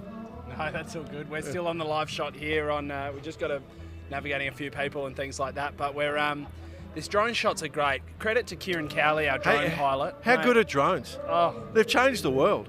Yeah, they have just asked the Russian military going against Ukraine right now. Yeah, well, okay, yeah. But seriously though, just looking at this shot, so you know the thing for those viewers that might be watching from interstate is Adelaide's a bit of a tough one when we're trying to get drone coverage for our our beach clubs, just because around Adelaide Sailing Club in West Beach there, it's so close to the airport that the drone laws are a little bit stricter. Yep. So you just can't put them up. Whereas here in Port Adelaide, it's a great spot to be able to fly our drones for this sort of media coverage. So here we're looking at, we saw Largs Bay team were looking quite good, but they sailed too far, sailed out of that pressure. And Carter, which is boat number 2 that's just tacked in shot, they went to the left mark and they came back and they managed to cross. So you've just got to be really smart about staying in front of that pressure. I know I'm saying the same thing a lot, but... but it's spot on, Jordan. I mean, like, I don't know if the viewers, the shots that we're looking at here at our commentary desk are pretty close. A little bit small on the screen. So, it's it's a good spot, and but you know, it's the viewers that should be able to see a little bit more of the pressure on the water from the drone shots. But you know, everyone here in Port Adelaide watching the racing is getting a really good view of where the wind's coming from, and it's sensational. So the interesting thing there is the Largs Bay team, which is boat number 5, continued further on. The tide's turned, by the way, ladies and gentlemen. The tide is going back out now. I can just tell by looking at the screen, looking at the boats. So there's the close cross. So boat number 2 just crossing in front of boat number 5. Remember, port gives way to starboard. Starboard is when the wind comes over the right-hand side of your boat, and port is when it's over the left. We've arbitrarily just decided that port gives way to starboard. That's the rules. It's been the rules for as long as sailing has existed, and that's why we I think it was because starboard had more letters in it. Look at the tide. It's really picked up. So what you'll note, as you're going upwind, the current is running downriver now. Its tide's flowing out. We've got current and tide working together, different things, and they're sweeping from left to right. So as you look at that screen, from right to left as you look at that screen, so running them the other way. So we've got a really good battle. So you're going to see the CYCSA team and the Largs Bay team, boats 2 and 5, pretty much round the opposite marks at identical times. Now what comes into play here, we've been working this wall, right, to get the extra wind pressure, but now what comes into play here is the tide. You want to stay in the deepest water possible. The other thing is apparent wind. Running downwind and going upwind, the way the tide is sweeping, you've got less weight in your sails. Yeah, absolutely, Jordan. And, we've sort of seen the pressure's been really fickle throughout this this race session, and you know, at any given point you can really lose a lot of breeze. Yeah. I think we saw in race 1 there was quite a bit of breeze, and you know, whereas now there's so many holes out there on the race course, so you just got to hunt the pressure. Yeah, and be really conscious of how the tide will affect you. So running downwind, your apparent wind will be more influenced by your boat speed and tide and less by the wind. So it changes the way you set up. When you sail boats, you sail on what's called apparent wind. So you'll remember that when they went around the top mark, the Largs Bay team, number 5, was equal first. They went along this wall, the other boats sat out in more tide and have swept down, and so that's brought Brighton and Seacliff and the CYC SA team through. The red kite, boat number 2, is the CYC SA, and then the boat directly behind them with the blue kite is the Brighton and Seacliff team. So that's what you can see. And then just driving there with the blue kite was the Largs Bay team. So that's how much distance they gave up. That's what, a good 50 to 100 metres, that given up distance in about 200 metres just by making one simple mistake. And not positioning for that tide and for that wind. On screen there was the Adelaide sailing team, the white kite, the all-female crewed team. Really talented bunch of sailors on that boat, and just making a couple of mistakes in their decisions, but certainly that's the problem with short course racing. It amplifies mistakes. You make more mistakes because you're under pressure.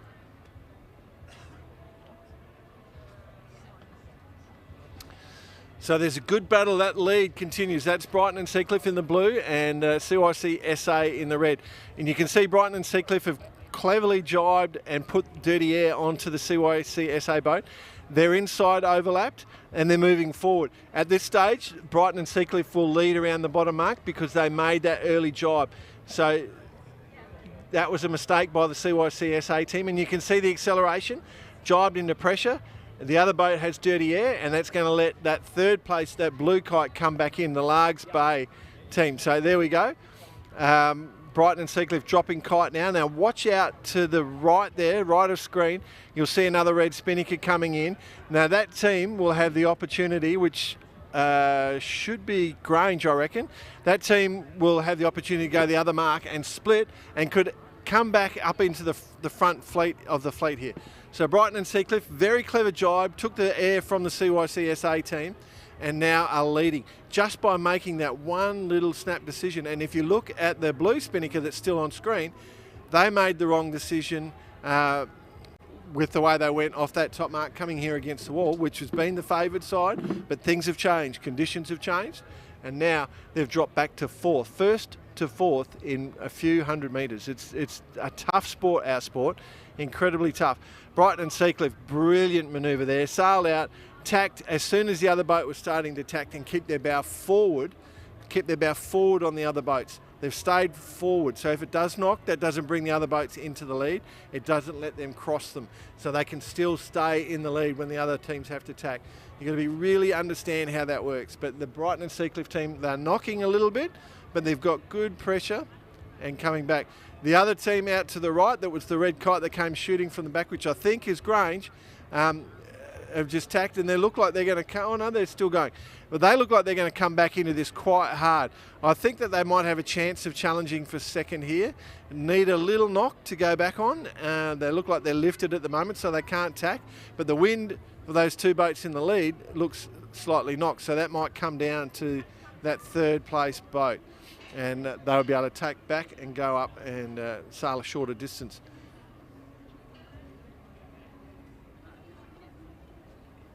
Largs Bay though, they've gone to the left as we look upwind, that left mark, and they've picked up a little line with their lift. So that's why the CYC SA team, which is the middle boat there, has gone back to plonk themselves directly in front of that other boat and lock them in so they can't tack. What that does is gives this bottom boat in shot an opportunity to pass. You've got separation. Separation is a passing lane, and they'll either lose or gain. And they can gain a lot of boats, or they could lose a lot of boats. And they're tacking back on a knock, so they're not going to gain much at all. But they've rolled the dice and they've had a go. So Brighton and Seacliff is that boat centre of screen that you can see now. They're currently leading overall. You can see that they're on 15 points. So another win will bump them up to 20, and they'll extend their lead slightly. So they're looking the dominant boat here of this, and they're doing it quite consistently and cleanly. And they've got a nice gap, and you can see those all three boats have come back together. Second place is open. I said that off the bottom mark. Second place is open, and that boat, they're just tacking now, those two boats. I said they could come from fourth to second here, and they're looking like they could. They're staying in pressure, and I don't mind the angle they're taking out there, and they're going to be coming back on starboard into this finish. So it is going to be very, very interesting. There is a real passing opportunity here. So race 5, we've got boat 4, that's Brighton Seacliff. Ben Hinks crossing in first place. Great job by him. Sorry for my absence there, Jordan. Just had to go and chat to a few dignitaries. Director of the whole event, mate. You're doing multiple roles, doing a magnificent job. Yeah, good opportunity to get on the commentary. Here we go, Harry. Here we go. Look at this. So that boat that was to the right, that's on starboard now, right of screen. They were fourth. Remember coming. That's right. They were fourth coming off that bottom mark. They quite clearly could be second here. They're definitely not fourth anymore. They've passed in front of one of those boats. Look at the tide sweeping. Look at that current just sliding those boats sideways. Here it is. Starboard. They've got right away. They need to keep going, force the duck. Force the duck now. This is interesting. I reckon they should have tacked underneath it in front. Yeah, I reckon he's got it. Oh, no. Yep. So they should have tacked underneath it in front. Oh, now is it? Oh, no, they had to tack to get back. Here we go. Here we go. They're going to get it. They're going to get. Oh, no. Yeah. Oh, no. That's an umpire's call, I think. Yeah. Wow. How good is that? So that's between boats 1 and 5. I think one. I have to get confirmation from the race committee on that one. Yeah. So your two closest mates there, Esho and Plugger. Plugger, yeah. Good Boat Australian commentary, hey, where you can just go. You can Esho, Plugger, yeah, the boys and the girls. All got nicknames. Salts. We got Salts in the ASC boat. Oh, and then boat 2 finishes 4th, and boat 3 will come in the rear. So I'm just gonna, to save myself going down the start boat every time, I might just go hand them a radio. Let's actually see if we can get them on the main radio here that wasn't working before. See if we can get. Well, love that sound, don't you? Love that sound. Don't you love that sound, Jordan? All right. Now, one thing to take from that race is that the Brighton and Seacliff team weren't in the lead, and their first run they went out and they sort of dropped back, but they made some smart jibes on that second run where they went from second back into first by jibing and taking someone else's win. So very strategic in their approach and not making mistakes. It's going to be a huge gain for them. As I said, they're on 20 points. We've got to add a few more points into this scoreboard yet, so just bear with us. We're just trying to work it out. But yeah, probably another hour of sailing to go, and it won't be long before we roll straight back into that next race. Oh, I'm on. So as I said, the Dockside Festival, a lot of events going on. So if you are watching and you think, oh, what can I do? How can I get involved? Well, there are come and tries. So, you can go stand-up paddle boarding, you can go dragon boating, you can go rowing, skateboarding, you can play putt-putt. There's great food, there's bands, there's art, there's all sorts of things that are going on. So it goes on all weekend, so Saturday and Sunday, and the sailing will continue. And these are the best sailors, so we're going to continue with the big final on Sunday. The live stream will continue both days. I'll just confirm. So we're on Adelaide time, and if I go tomorrow, we'll stream from 1:45 Adelaide time to 4:45. Okay. 1:45 to 4:45 Adelaide time, which is half an hour behind Australian Eastern Daylight Savings time. And then on Sunday, we'll actually roll into live streaming from 1 p.m. and go through to 4 p.m. Okay, so check out the times and join us for the stream. There'll be lots going on if you're into sailing. if you're not into sailing and you're unhappy with the coverage, remember, just send money and then we'll know that you're unhappy. So that's the way we find out. If you're not happy, you just send us some money and we'll go It's the old bar karate adage, isn't it? Yes, yes. So after that, it was actually Esho that got the second. Yep. So that basically has them on live results there that you should see on screen. It's currently Brighton and Largs Bay qualifying for the finals with a healthy lead on the rest of the rest of the fleet. Yep. Very interesting, isn't it? And Esho, as you said at the start of the coverage, funded his own team, put the results in, and pulled the team together, paid for it out of his wallet. He wanted to make sure. Yeah, absolutely. So we're now 2 minutes to go on this start, and it should be a cracking hit out. If you do want to see the live results, then just head to the Dockside Festival website and into the schedule, search for the SA Sailing League, and in there you can see all the live results from the comfort of your mobile phone. So you don't even have to come into the commentary booth. You don't even have to come into the commentary booth to see the score. You can actually see it from your own phone. How good is that? We just had one. One of our mates popped in to see the score. We told him that. So basically, the Dockside Festival website. All the events are on there. If you find SA Sailing League, it'll link through to their specific webpage, of which there's some live results. So they're being published as we speak. So. Live, instantly. Instantly. Yeah, as soon as we know, when we can work them out. Just coming up to the 1 minute gun, just about to blow the 1 minute gun. It's getting exciting. The wind seems to have dropped, Harry. The tide's moving. It's changed the conditions. Things are different. Okay, that was the 1 minute gun, and we're ready. We're ready. The teams are positioning, so Grange and Largs Bay down to the opposite side of the course. Let's call it, what are we calling it? The Dockside over there? Over there is the Birkenhead Shore. Birkenhead Shore. Yes. Okay. So on screen at the moment is the Lighthouse Shore. That's where we're sitting, and that's where the festival is located. Right. And you can see there, just the top of shot. There are people everywhere, Jordan. Yep. Commercial Road North, the foreshore, it is absolutely pumping. There are people everywhere. How good is this? We're not far away from the start. Brighton Seacliff second from the pin on the Lighthouse Shore as per usual, and we've got a couple of boats reaching down along the line, and then the Adelaide team have come back to this side as well. They just need to get across that line. We've got any second now, about 2 or 3 seconds to the gun. Here it comes. There's a luff from the Brighton team. The Adelaide team got through this time, not squeezed out. Oh, nice start by the bottom of the line there, the bottom of the screen. They get that kite up. That's the CYCSA team. Bit of a raft up here. Yeah, there's an opportunity for 1 and 2, Grange and CYCSA. If they get clean aired, CYCSA have just jibed. Grange continuing down. I like it. There's some opportunity here.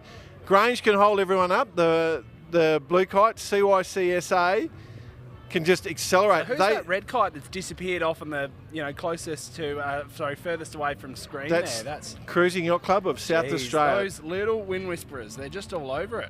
Yeah, and there is not much wind coming down. That wind is dropping out.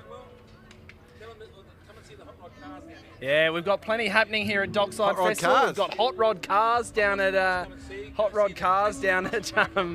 down at the Commercial Hotel, Classic Car Club. We've got a street party Classic happening and here. muscle car. Yeah. Classic That's you and me, car. described in a sentence. So who's which? I think I'm going to be classic. I think you're classic and I'm muscle, maybe? Yeah. Oh, I don't know. I don't think they call it muscle. Baggage, maybe. Anyway, ask my Sharpie skipper what he thinks. Yeah, well, down the guts there. That's Carter. So he's managed to keep just sailing in pressure. I liked what he did when he jibed off. I thought he was going for a clean lane, and he's knocking back down. There's not much wind out there, ladies and gentlemen. It's definitely pressured down at the moment. Sun is up. We've got some good sun coming in the side there. We need the air conditioner on. We need. I had the luxury suite. I've had the luxury. We should have commentated this from an air-conditioned booth back at the offices. Yeah, that's right.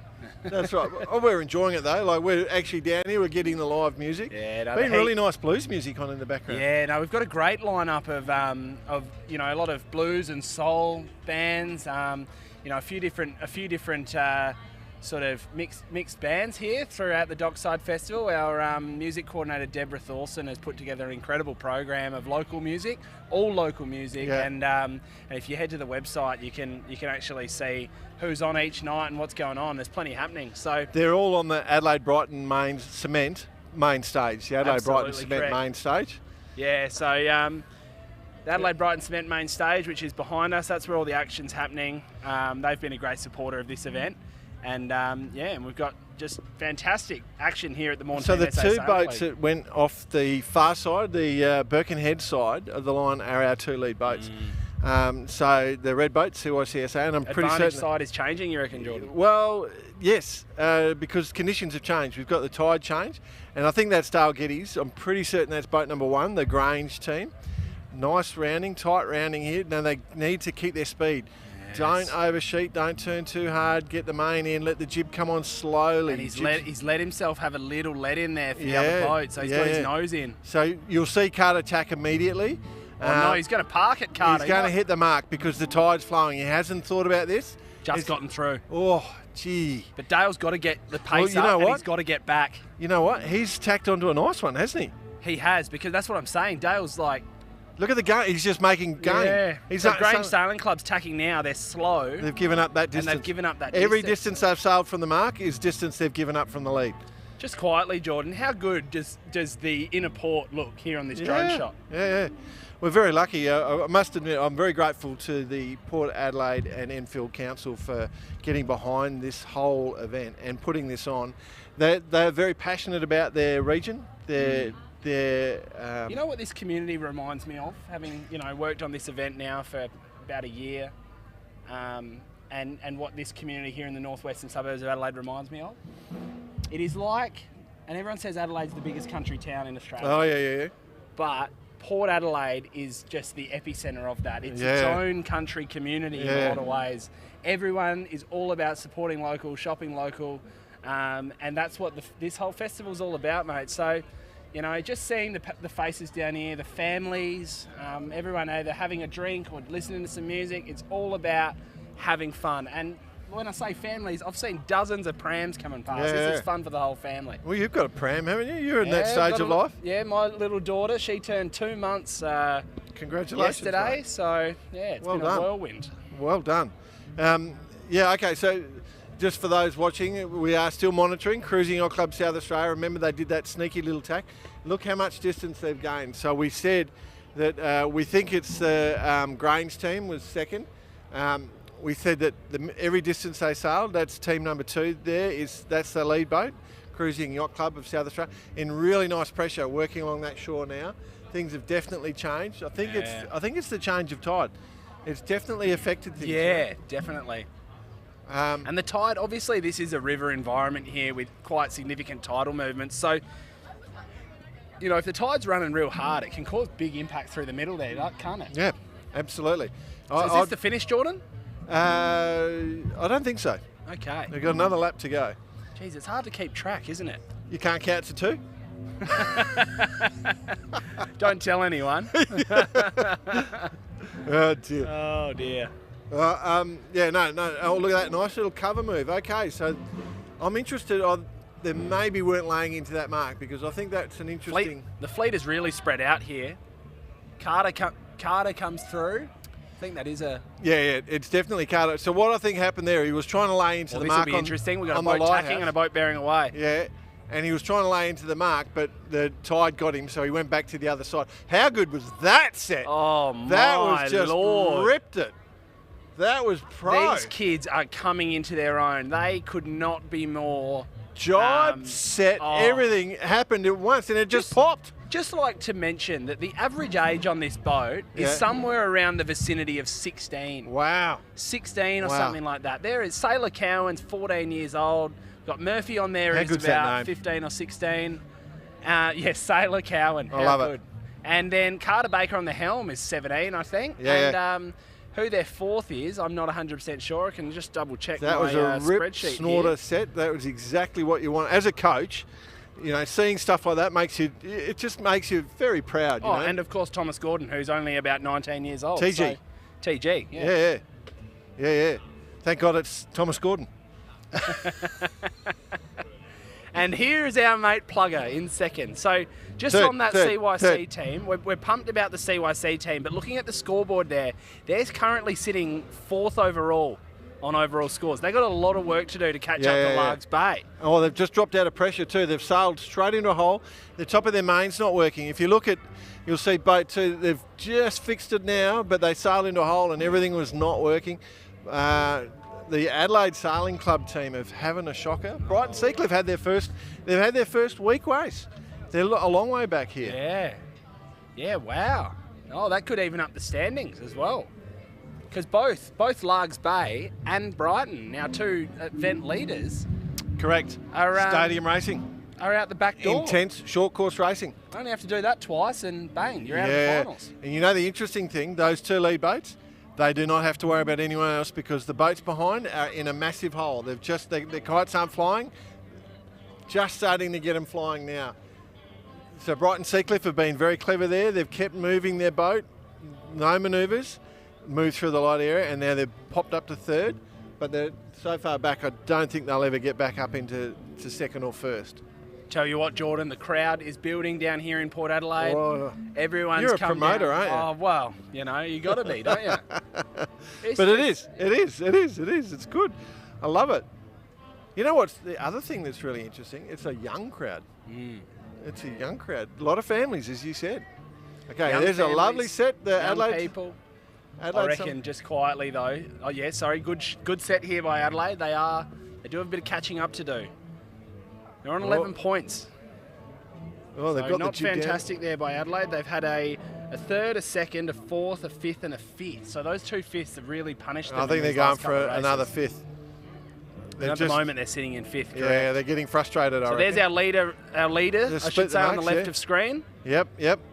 This is good. And then that is Carter Baker of the Cruising Yacht Club of South Australia and Dale Geddes of Grange Sailing Club out to the right.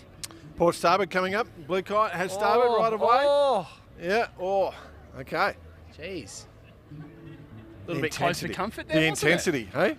He wanted to get above just so he kept his clean air. And the other guy, the Brighton Seacliff team, the Blue Kite, wanted to go above him, so they got clean air. So Port, the boat on the... Oh, look at that. They're making good gains. Good gains. Absolutely. This is all looking pretty good. So... Now, what do we got to do here? Let's start crunching the scores, Jordan, because there's about 45 minutes of racing left. Yep. We're averaging probably 15 minutes. 15, 20-minute races. Yep. So we've got 2 to 3 races. I reckon maybe 2 left after this one. Okay. Just when, they start to account for breaks and things like that. What does the teams here have to do? Well, let's see the results happen here, but obviously Brighton has the lead. And if they can salvage a 3rd here, they're pretty much... home and hose. I think so, yeah. They can still lose it, but they won't, given their consistency. So they've taken a lot of pressure off themselves. It is going to be hard to get back past 3rd because those 2 lead boats are carrying along with... It's not Harry looking forward, straight forward. Oh, yeah. Oh, there. I was just about to send a message to her. So if you bear with me, my beautiful future wife has just arrived with our daughter. I was going to say, I'm sure that's I might go say your good day. Partner and your daughter. Okay, so I'll concentrate. Cruising Yacht Club South Australia is the boat in shot. Got a clean lane here. The wind is really light on that finish line and there's a lot of tide, so you can see them tack. They'll get swept away from the line quite quickly. You'll notice that on screen. They've managed to gain quite a bit of distance on that Grange team with Dale Geddes steering, who's just tacked now, and he's coming straight in. He's laying at this stage and he's in pressure, but that's all right because Carter is tacking into a pressure line as well. So tacking in front, going straight into the line. Very comfortable for 1st and 2nd there. So you can see that'll make a good difference for the Cruising Yacht Club South Australia, bring them up to 17, one would think. And then Grange will gain 4 points, so they'll bring up to 18. So those 2 have stepped up quite significantly. And then the interesting threat, I think we're pretty comfortable Brighton Seacliff are going to come in next. So they'll step up to 23. Then Largs Bay will be the interesting one, whether they're going to come in 4th or they're going to come in 5th. And then I would suggest they're going to come in fourth because the Adelaide team is not performing super well for this one. So you would put Largs will probably step up to 20. So no change should happen in the lead, but it closes second, third and fourth right up. And so that will make a big difference. So 2, 1, likely 4 and 5 will be our results. 2.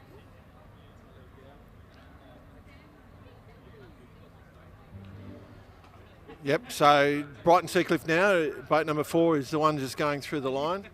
Going to just hold off and then be Largs Bay, and then we'll get Adelaide Sailing Club will be next. So it was 2. 2-1-4-5-3 is what I got. That's right, well done. And I reckon if we go 2, 1.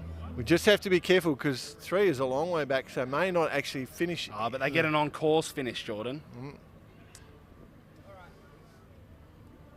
2-1-4-5-3. So those scores should start to populate. Go. Exactly as I predicted. I just did a guesstimate on the numbers, and we've got it exactly right. So yeah, you can see that second, third, and fourth have closed right up. We're pretty comfortable with first. I think we can say that. We've still got at least 2 races, maybe 3, but I would suggest. But even I'm going to say 2 races. Yeah, it all comes down to how Esho goes. I'll be honest with you. So Esho only got 2 points then, which has allowed the CYC team to catch up and be within striking distance. Yeah. So, you know, as we're closing in on 7:30 local time, which is 43 minutes away, that's what's, that's what we got to look out for. What those whoever the top 2 are on that scoreboard are the 2 that progress through to Sunday's grand final. That's right. And it's going to be interesting for the boats that progress through because they're going to progress through in light winds. And likely they're going to be sailing the final in a lot of wind. A lot of wind. We saw this last year as well. The Friday night, we had 2 qualifying pools last year, Friday night and Saturday morning. And the Friday night was in pumping breeze. And then the Saturday morning was in no wind, virtually. And the final was raced somewhere in between. But we saw that the teams that were able to qualify in heavy weather, their crew work was phenomenal. Yeah. Well, that makes all the difference. Boat handling makes a difference in strong wind. You can't emphasise enough how much your boat handling counts. So, in all honesty, I'd say we're going to get 2 more races, Harry, just looking at the timings here. And got a few of the VIPs walking past as well that have just come from the VIPs, eh? That's the term, is it? The VIPs. Yeah. They've just finished their little session on the one and all for what was the VIP opening night hosted by Kite Projects and Dock 1. Yeah. Fantastic event. Great to get the corporates together as well. People that have supported this event, pay it forward a little bit. Yeah, well, at the last event I was at, I was with the sheikhs and the princes and all the royalty. You've been on the Sail GP circuit, mate. How's it all been going? It's good fun. It's good fun. One of the things that people don't know about the Sail GP circuit, which is it is basically Formula 1 of yachting. It is brilliant, doing a fantastic job. It is so much fun behind the scenes. All the sailors like each other. There's a lot of good camaraderie, and we all have dinner together. You know, we all hang out. You all doing stuff. Did you give Slingers some tips? I did actually. Slingers and I had a really good chat one day. We were talking about that, and I was talking about the attitude of his boat and stuff. And he's going, you know, it's not what I was thinking, but I mean, I'll be honest. Slingers is such a good sailor. He absolutely knows what he's doing. So no signal yet from the committee boat. We're still waiting. The band is firing up in the background. I'm not sure if you can hear that. They continue to fire up. So we've got some great music streaming in the background. If you are into music and bands, you've got one that's enjoying themselves now. We're going to continue all night.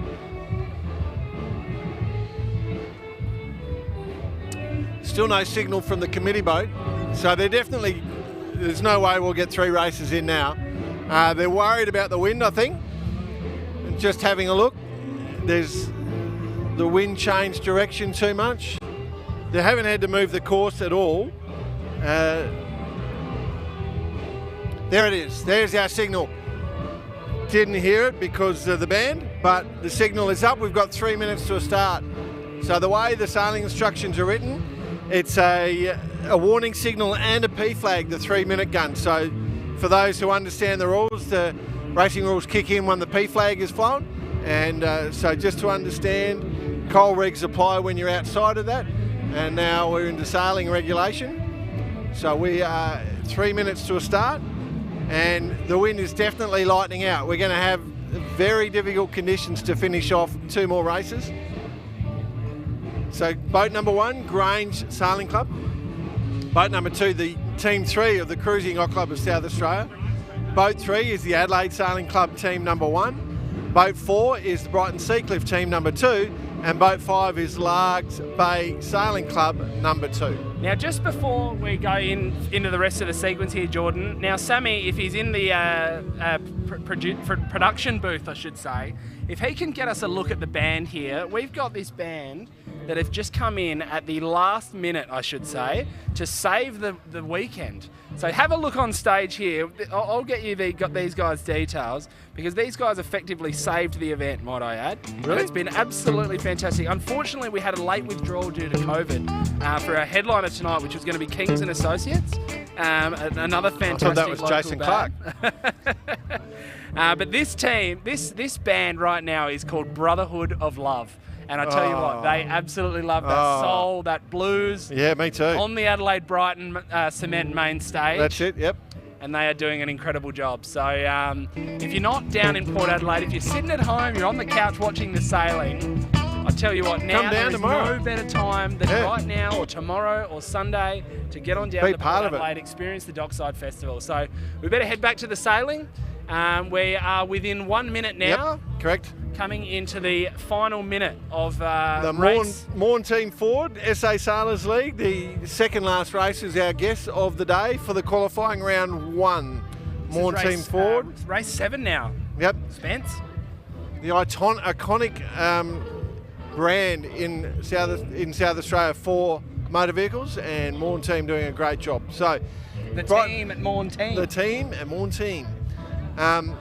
I'm driving home in one of those cars tonight. That Everest is calling me. I'll tell you where the keys are. Okay. Brighton Seacliff desperately trying to get this lighthouse side of the course again. Adelaide Sailing Club trying to get this side of the course again. And then the battle is on. We're probably about 5 seconds away. 5 seconds away from the start. We've got a good little battle. There's a luffing duel coming up. I think that this boat that's just coming in late will jibe away. I reckon that will be great. Boat 5's had a cracker. That's Esho. Yeah, Esho off. You know Adelaide. What they say, cometh the moment. Cometh the man. Cometh the man. And our mates from the CYCSA doing the same trick again. And as you said, Esho, boat number 5, the front red spinnaker that you can see there. Jibs come down. Boat number 1, the Grange team starting to look good. The front blue kite. And there's that jibe.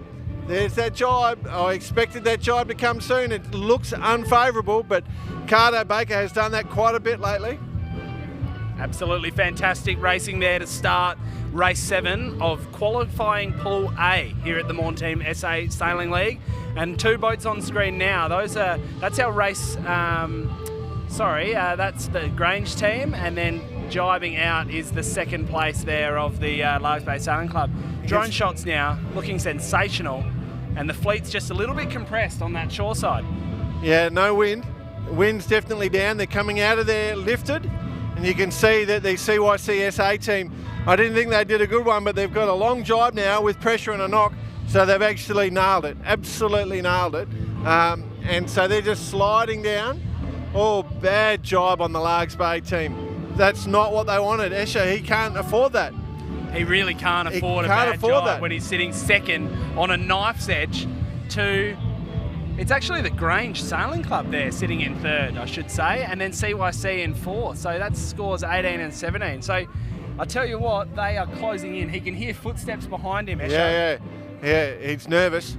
And CYCSA have jibed back. Now, they've jibed back lifted, which is not great when you're going downwind, but they're going with the majority of the fleet. So it's a low-risk play.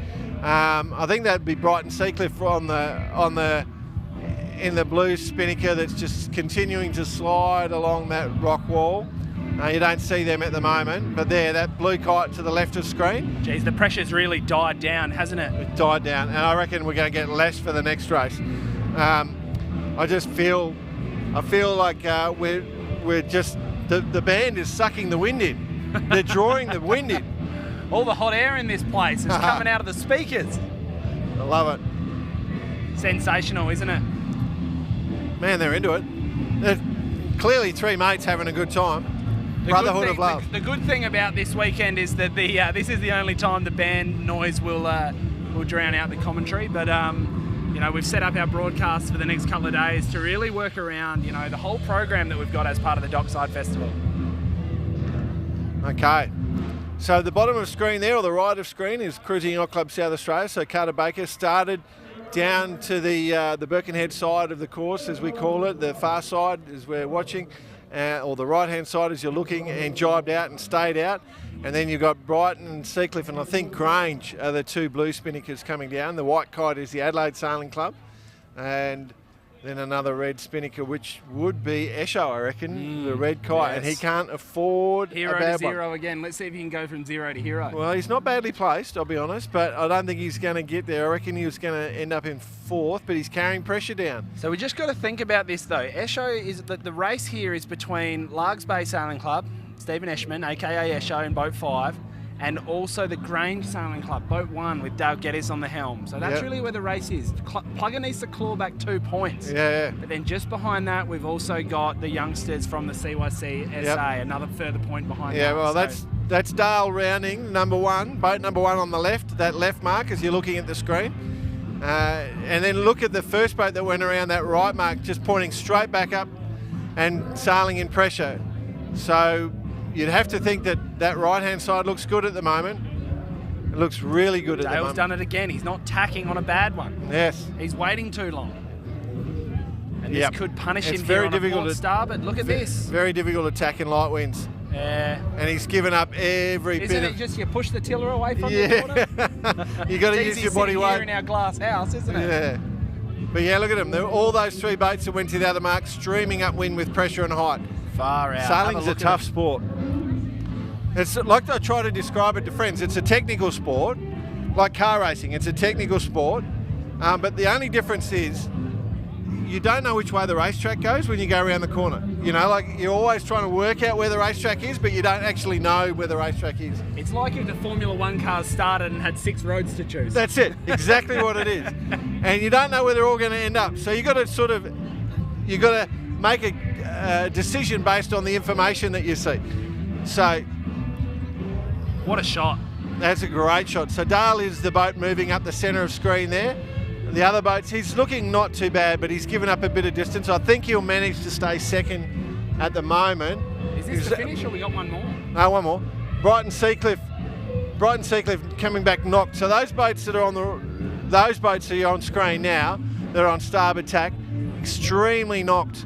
They're coming back on a horrible angle. So old Dale, he might come back. He still has given up distance. He's given up distance. He made a bad decision, but he could still hang on to second. Port starboard coming up. You can see Dale on the port boat, the left boat. So where's Dale in relation to our CYC team? I reckon the boat centre left is Grange, and then I think that is. Yeah, this is those guys Brighton out here. Seacliff is the lead boat. And then the CYC guys on the right. So these three on screen through the middle there. And Adelaide's come in. And Adelaide's come in as well. But tell you what, this is going to turn into an absolute doozy. Absolute doozy. And it's all about this next jibe, picking the right one. And it's absolutely critical where you go off this top mark, because the wind is dropping and dropping. I'd try and stay in the middle, try and find the deepest water. It's easy to talk from the commentary box. You never make a mistake up here. I might try it more often. Yeah. I'm more of an expert in terms of sailing when I'm up here. That's right. So tomorrow we're expecting a lot more wind, and Sunday even more wind again. So if you're going, oh, I wish there was a bit more wind, will deliver. Okay, Brighton and Seacliff, boat number 4. They're the lead boat overall currently and staying in front. They've got nothing to lose. They're just they'll probably jibe and go back down. Yep, so they did a turn down and jibe. Exactly what they should be doing. They're on starboard going back through the fleet and they're heading down to the bottom mark on a good angle. They'll probably knock a little bit as they go down, build pressure, so all good for them. The next one is how this is all going to play out this next mark. Remember, the tide is sweeping from the right to the left as you speak, as you watch the screen. So it's hard to get around the mark. They're getting swept away. Or port starboard here, duck, and will they be able to boost up and in? This could be an overtake. This could be one of the great moves. This is the CYCSA team. They've done it, they've got there. Look at that, past two boats in one little move. Out. These young sailors here at the lead on 28 points, and then Largs Bay are in second on 22 points, and then there are 2 teams on 21 points, CYCSA and Grange. So it's all to play for. We're watching the 3 teams this race to see who can take that second spot. Mathematically, Brighton cannot fall out of the final series. No, they're good. They are gone. Yep. So now it is all about just getting some eyes on the water and making sure that we can see how this race plays out. Yeah, well, there we go, we're on screen. So that is That's Grange right there. Yeah, so the rest of the fleet are to the right of them. If we pan back, you'll see the rest of the fleet. They're running in a nice clean line. Basically, all the teams are right there. So Brighton is the furthest right, Cruising Yacht Club South Australia. The next right, that's the Adelaide team jibing back. That's Brighton, you'll see coming in the blue kite across in front. And then should be Largs Bay is the next team. So still really light conditions, still plenty of strong tide, and basically 3 boats are fighting for second. There's 1 point between 3 boats fighting for second, and it was all a very close start. So the white boat, the white spinnaker you can see there is out of it. The blue spinnaker you can see there in the front is out of it. Okay, blue spinnaker's got a 1, can't lose it. The white spinnaker can't get there, but the other 3, the 2, 1 blue and 2 reds, are in play. So we can just try and get onto Cam B there. So the interesting thing is, only 2 boats make it through. 3 qualifying rounds, only 2 boats make it through from each round. That's our lead boat, Brighton Seacliff. They've sailed a great race. Ironically, the boat's lying second overall. The boat lying in second overall is actually Ben's former teammate. But, you know, then your 2 mates are all in play. But this is what it is. Everyone always says, oh, Pool C's stacked and all this sort of stuff. At the end of the day, this pool alone has thrown up so many challenges. Yeah. Even Robbie Doosan or Sandy Higgins would have had trouble in this pool, I reckon. Yeah, well, I mean, the great thing about our sport is it's about your crew. Like, it's teamwork, right? And a lot of these teams are being put together. They don't normally sail together, right? And so these teams are being put together, and you cannot win by yourself. You must have a good team, and it's how quickly you bond. Now, the CYCSA team has had a bit more chance to practice than the others, and they look like they're looking really good coming here at the moment. They look like they're going to pop up to first. So that red kite in the lead there, that is who we're watching. Yeah. That is the CYC Juniors. Now if they win this race, I'm pretty sure that locks them off. They'll be fine. If they win, they're good. Then if one of the other boat beats them, then on a tight countback, they'll lose it. They've got 2 race wins. So that means that they take the count back if no one... Is that the count back? I thought it was whoever beats whoever in the last race. No. It's most race wins over the course in this. of the... okay. My apologies. I thought I'd read all the sailing instructions. I must have missed that bit. Okay. So the other teams need to push them back at least to third. Correct. Or if Grange or... if Grange or Largs, if Largs in particular can get a win here, then they get the double count back. So they would be tied on firsts, and then they would also have more seconds. Yeah, there you go. Anyway, Okay. it gets complicated. Let's just see how this plays out, though. God, look at this. It's glassing out, mate. Do you reckon could we even get a finish here? Well, Daryl Emery can shorten the race after 1 lap. Yeah. So I would be planning for a race shortening at the moment. Like, we've only done 5 minutes, but gee, it's looking glassy up there. You want to stay in front, and yeah, so whoever goes around through the gate the next time, that could be your final position. So pay close attention. Great drone shot there as the boat's tacking across. They're all converging back to each other. The tide is bringing them back together.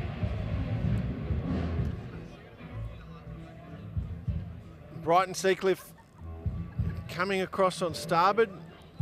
Good little battle here on screen now with CYC and... wow, it's so close. CYC crossing in the lead there. Yep, that's boat number 2, and then boat number 5 is Largs Bay. I should say in the lead of the group of the boats they need to beat. There you go, and the boat on the right there, so boat on the right there and shot is starboard tacker, so they had right away of that boat coming behind them. And then 3 boats lined up. You can see different attitudes. Some of them have the sails on tighter, some of them have more heel in the boat. This is part of the joy of sailing, understanding what works. And when you get on a boat and you try and teach someone, you say you need to do this, and then the wind changes, and what you do is different. And it's so hard to teach that. You Constantly adapting to the environment. Because you get people go, but you just told me I had to do this. Well, but that was for different conditions. You've got to change, like the way you sail things changes, and that's what you're seeing here in these conditions. Still a little bit of breeze, just like it's not heaps, but it's still consistent. Well, I always you know find what that it is. this evening breeze down here in Port Adelaide is just a nice, subtle, late night kind of gradient that just rolls up the river. So yeah, they're moving consistently. I think that this race will finish easily. It's a lovely camera shot is what it is, but if you look on that screen on shot, if you look top to screen, there looks like a little breeze line just working through the centre middle there. That lead boat's going to gain quite nicely. That boat just going off shot to the left should probably tack and come back to that, I would suggest. It's still Brighton Seacliff there, just tacking and coming back to that wind. So they're holding the jib for the tack. That tells you how light it is. So they're saving turning the rudder as much as possible. They're using the sails to help turn the boat. Body weight, 3 ways to turn a boat: with the sails, with the body weight, and then with the tiller. Absolutely. And just keeping your boat moving. You're trying to keep the boat moving, reduce speed loss. So the less tacks, the better. Now it really is light, but I tell you what, this is all to play for. We said it before, for those just joining us, Brighton and Seacliff Yacht Club Team 2 are through to the final. Team 4? No matter what. Team 2, yeah, Team boat 2, number 4. boat number 4. Yep. They're through to the final. It's now down to Largs Bay's team, are a point clear, but we reckon that they don't have the count-back advantage unless it's against Grange. Well, there you go, Brighton Seacliff ducking there. And I'm wondering if that actually is boat 2.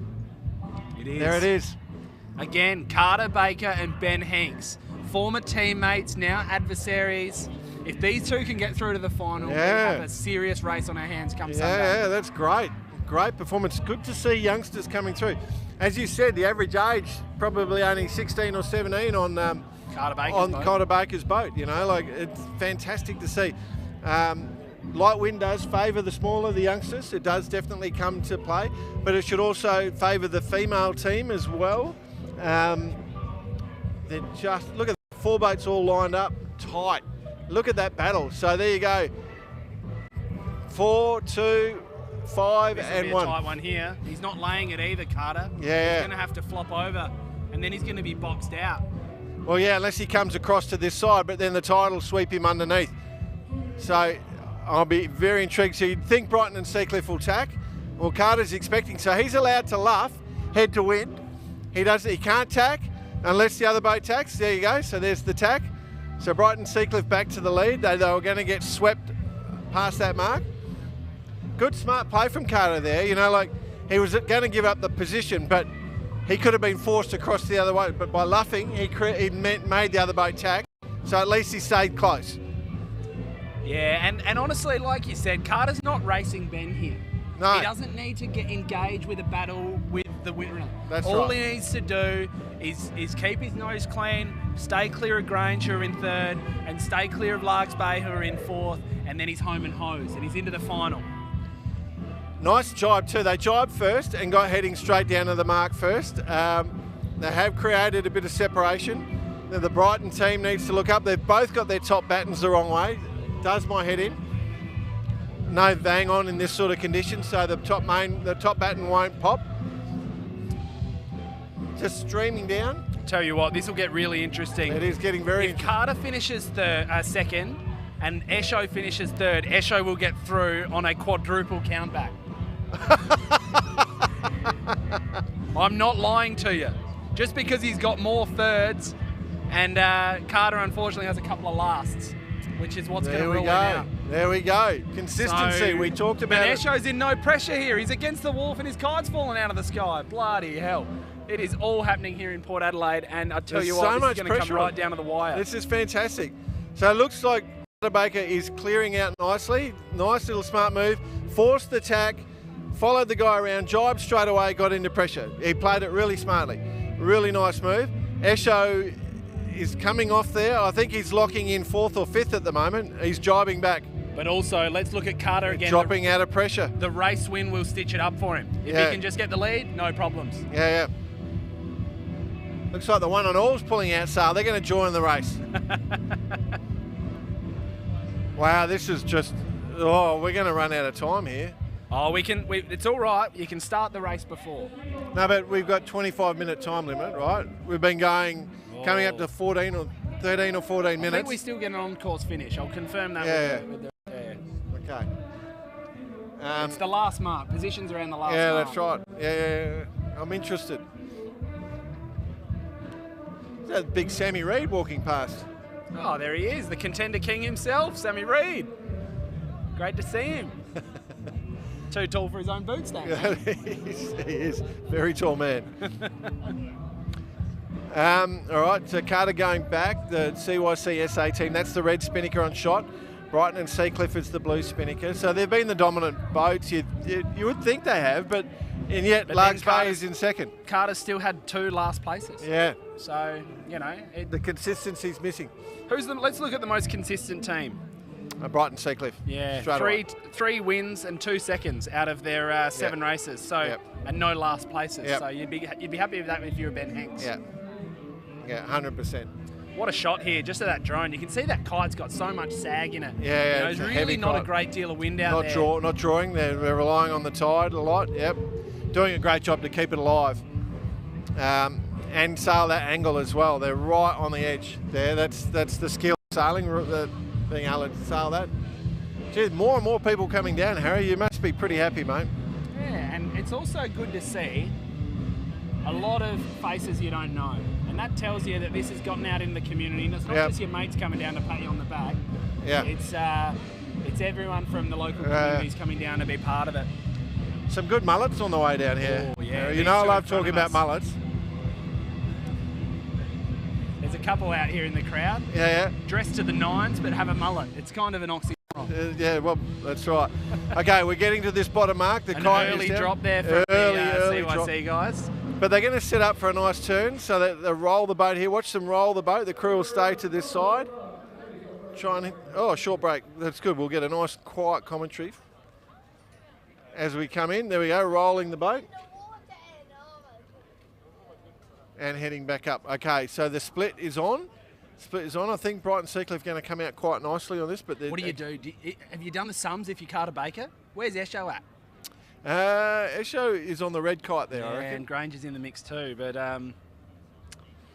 what can you do? Oh, a third for Grange. He can't drop back, so he can't afford to drop back. He needs to stay in first, so he can't do anything to affect that race. He really just has to rely on the outcome, right? And he's probably not quite sure of the numbers, but I think he'd be suspicious. They'd have a reasonable idea. I think they'd be, if I was Carter on the boat right now, I'd be thinking, if I'm beating those guys, I'm all good.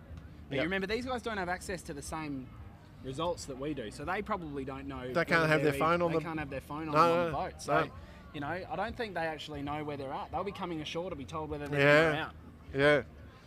Yeah, it's the ruthlessness of stadium sailing. And the final's going to be even more ruthless with the elimination element to it. I think that's going to be super cool because you just don't want to come last. And it doesn't matter your point score. You just don't want to come last because when you get to the final race, you come first, you win the whole thing. Exactly. Yeah, winner take all. I think one of the cool things about our final series as well is that the middle 3 races are all elimination races. So all of a sudden, it's not about winning the race; it's about not losing the race. That's it. That's it. You can come second last 3 times in a row and then win the grand final. Now, mate, over there is a shirt on the back. The gentleman has got Avon 20. The Avon 20s. Do you remember those things? My grandfather used to sell Avon 20s. Won a state championship. Arthur Fisher. Didn't matter if you had 20s. It didn't matter if you had starboard rights on an Avon 20. You go nowhere near those things. They'd cut you in half. They would weigh about. They cut a battleship in half. Those things. They're fantastic, huge boats. There you go. I haven't seen an Avon 20 shirt in about 30 years. What's it say? The national titles from 1951 or something? I think 59th national titles. Is that what it is? His shirt looks. Now we're coming into a finish here, right, Jordan? Yes, 100%. All right, let's see what happens. We are over the time limit. No, we're over the target limit. We're not over the time limit. Target time. Yep, that's right. So we're good. We're getting a finish here. They're coming up. They've got a little bit of pressure. There's pressure on the course. Not much.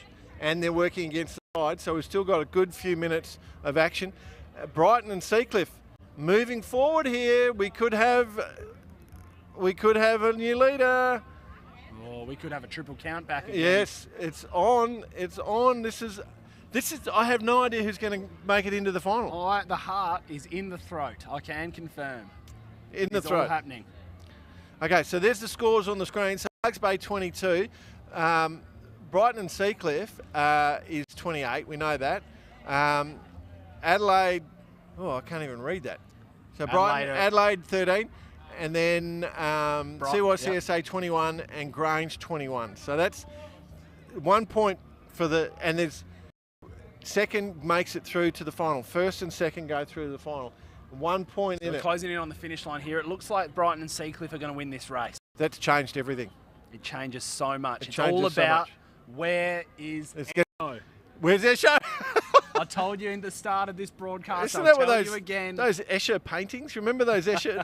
Is that what they were called? Where was the foo or something like that? Or, where in the world is Stephen Eschman? I think is what we're going to be saying here. Okay. So how are we looking on the finish line? I can see the finish line here with my own 2 eyes. Yeah, I think there's another tack coming. And it's Esho coming from the far right. That's right. Starboard. My. But they're both pointing low. I think. Esho needs Carter needs a boat between him and Esho. Correct. That's the fact of the matter here. Yep. Correct.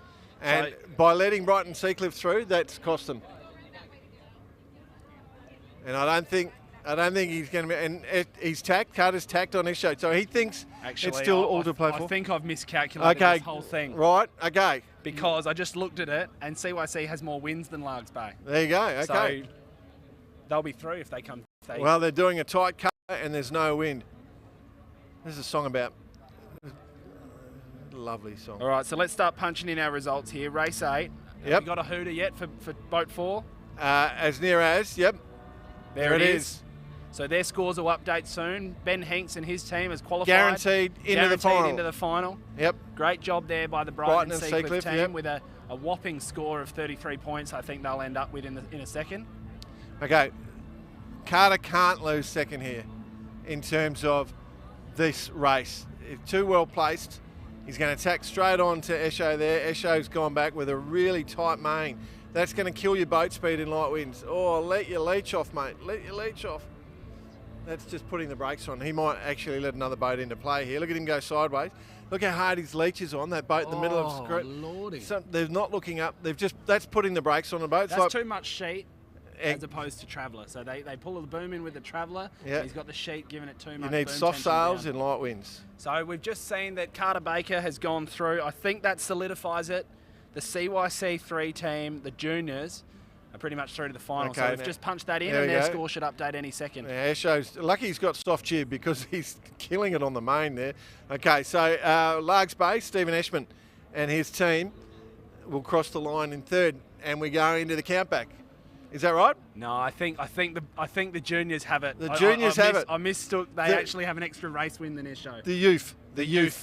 Well, that's a countback. That's still a countback, though. They win on countback. Yeah. I think. Yes. Sorry. Here comes the Adelaide team sneaking in here. God, look at it, mate. We have literally scraped this race in because I tell you, in 3 minutes, there's not a breath of wind going to be on this course. Oh, well, we booked all that in. You know, it's always the adage, isn't it? And then boat 3 and boat 1 to knock it off. Let's see how those scores look. We're editing them in front of us. Just give us a little bit for them to refresh. Oh, it's a tie. Largs 25 and CYCSA 25. But looking at the results on count back, with 2 race wins, it's CYC over Largs Bay. So both youth teams go through. Yeah, well, I like that. Being a bloke, I actually do like seeing the youngsters coming through. And it is their conditions. Wow. Hey, congratulations, hey? Unbelievable. What an amazing day. We might stay on the broadcast and just get confirmation that race was all good. While Swerty, our stage manager, just comes and drops off a few beers for the commentators. What's that big sticker on the side of that esky? Barkarati. The sailing podcast. Yeah. We might, if you can get the camera just on us there, Sammy. If you can just get the camera on on us here. We're just going to bring in our... Here he is. Come round the other side there, Swords. Yeah, come round the long way. And he's just dropping off an absolute delightful refreshment here. Oh, hold it come in on shot. in, come on in the Oh, shot. hold it in shot, Come on mate. in the shot, Swords. There he is. Yeah. How you been, mate? How's the music been? Oh, look, we're having a great time. It's been a beautiful day. The sun's shining on us. Can't complain, can you? Yeah, that's absolutely good. Should we Nice crack day. open one of those Pirate Life cans? I reckon we should. You boys Oh, wanna mid grab a strength. couple? Oh, you got any balls? There we go. I'll just get what it. Oh, there we go. Jeez, Yeah, that ice boys. cold. Nice. Thank Now, you. Ice cold. Great job, Sweaty. Now we're back on the drone shot there, just looking over Port Adelaide, and as we just look over this incredible location, you know, so many people here in Port Adelaide. Jordan, do you want to sign us off? Of course. So, thank you for watching. Remember, there's 2 more days of competition. I'll just advise that we go live tomorrow. We go live at 1:45 through to 4:45 Adelaide time. So that's 30 minutes behind East Coast time in Australia. And then we go into, we've got a lot on tomorrow. We've got the celebrity foot-long sausage roll eating competition. I've got a range of questions for that one. Brought to us by the Mayfair Bakery. Yep. The Mayfair Bakery in Patisserie, incredible local business here, throwing their support behind this event. They're feeding our volunteers, they're doing foot-long sausage roll competitions, pretty incredible stuff. So that one, in that celebrity foot-long sausage roll competition, we've got, get this right, Jordan, I got it. the State Attorney General, Kyan Ma. Yep. We've got the Mayor of the City of Port Adelaide, Enfield, Claire Bone. Yep. We've got Callum Leaney, a presenter, breakfast presenter with Fresh FM. We've got Jules Schiller from ABC Radio Adelaide. Yep. And we've also got Travis Marnie, Olympic swimmer. Yes. 2 punters from the crowd, and who's the 8th person? Yours Truly. Oh, Harry Fisher. I'm putting myself in. Oh, you're a guarantee, mate. If you've got the gullet like your old man used to have, I'd tell you. It's going to be sensational. And then we basically roll into some dragon boating, some rowing, and a few other bits and pieces with some more sailing to wrap it up. Yeah, and so absolutely. So big day tomorrow. We'll still cover plenty of sailing, and then Sunday, remember, we go live from 1 p.m. through to 4 p.m. for the final. So put that in your diary, mark it in your phone. You can actually go and get a reminder if you join. You can get the live stream reminding you. Adelaide time, which is half an hour behind the East Coast time, if you don't know Australian time zones. But thank you, of course, to Maughan Thiem for sponsoring the SA Sailors League, which is qualifying 1 going on. Maughan Thiem, yep, coming up. We didn't have enough time to zip tie that one up. Then, of course, the Dockside Festival, presented, of course, by the mighty city of Port Adelaide and Enfield, and the Adelaide Brighton Cement main stage, and our friends at Kite Projects and Dock One for their work with the VIP night. So, yeah, great work, and yeah, happy days. Join us tomorrow. It continues. Great racing. The wind is up, and you will not be disappointed. Good job, Jordan. See you all tomorrow. See you, Harry.